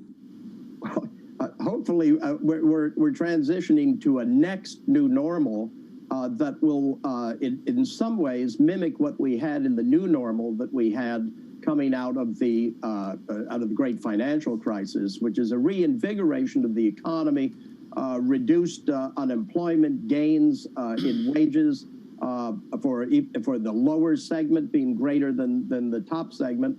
And what we would like to see here is that with not as much inflationary pressure as some expect, and we think technology and globalization will likely help temper that effect as competition increases as we move out of this situation. John, have stocks adequately priced in a 28% minimum corporate tax rate in the United States? No. We've got to say that from when we look at it, we think not. We think if you increase taxes on corporates from that 21 to 28, Tom, you'll like this, on an HP12C, it looks like about a 33% difference there. That will make a difference to looking at the at what estimates are for earnings, and so we could definitely see some volatility on that, although the VIX sure doesn't show it, does it? John, I asked this question of Mr. Costin over at Goldman Sachs yesterday, whether you take the research from 2017 and just reverse engineer it. We were expecting tax cuts then, expecting tax hikes now. Is it that simple? I don't think it's that simple, but on the outside, that's what it certainly appears to be. What comes out of the discussions that will happen in Washington because of the fact that both sides of the aisle have components that are concerned of the amount of involvement by the government as opposed to the private sector. This thing could come out already. I thought we were looking at $3 trillion, right? And what have we done? Two and a quarter or something like that. That's a big difference just in terms of what's going to be projected spent, whether it's over a few years or 15 years. John, one final question, which I think is really important. We are going to see a speech today, which many say shifts us from the time of Ronald Reagan to the time of Joseph Biden as president. Do you buy it? Are we really seeing a regime shift of our perception of government? I don't think so, Tom, and I think the election would say the election that occurred last year of 2020, what it showed is a country that is very much divided. I don't think the Biden administration has a mandate, just as much as the Trump administration really didn't have a mandate when you looked at it. And so it's a combination of all of the above, and that will likely create volatility for the markets. John, good to catch up, sir.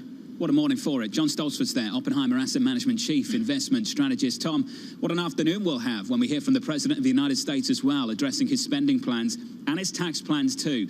And I always look at where the bias is right now in the market, and I know Lisa's been doing the same thing. Overwhelmingly, the bias is to just look at the spending side of things and not to think too much about what could happen with taxes. That's getting very real now. We have to spend a little bit more attention. I was thinking of the attention in Washington, and I'll defer to Mr. Cirilli on this. The attention will be to the first Tuesday of November 2022. That's what this infrastructure calculus is about. Republicans and Democrats have to play that off both the moderate parts of their party. And we're talking about small margins in both chambers, and Lisa, that's where things get difficult. How you pass this one? Yeah, and there are a lot of questions from Democratic senators, both on the more progressive side, saying this doesn't go far enough. They want those checks.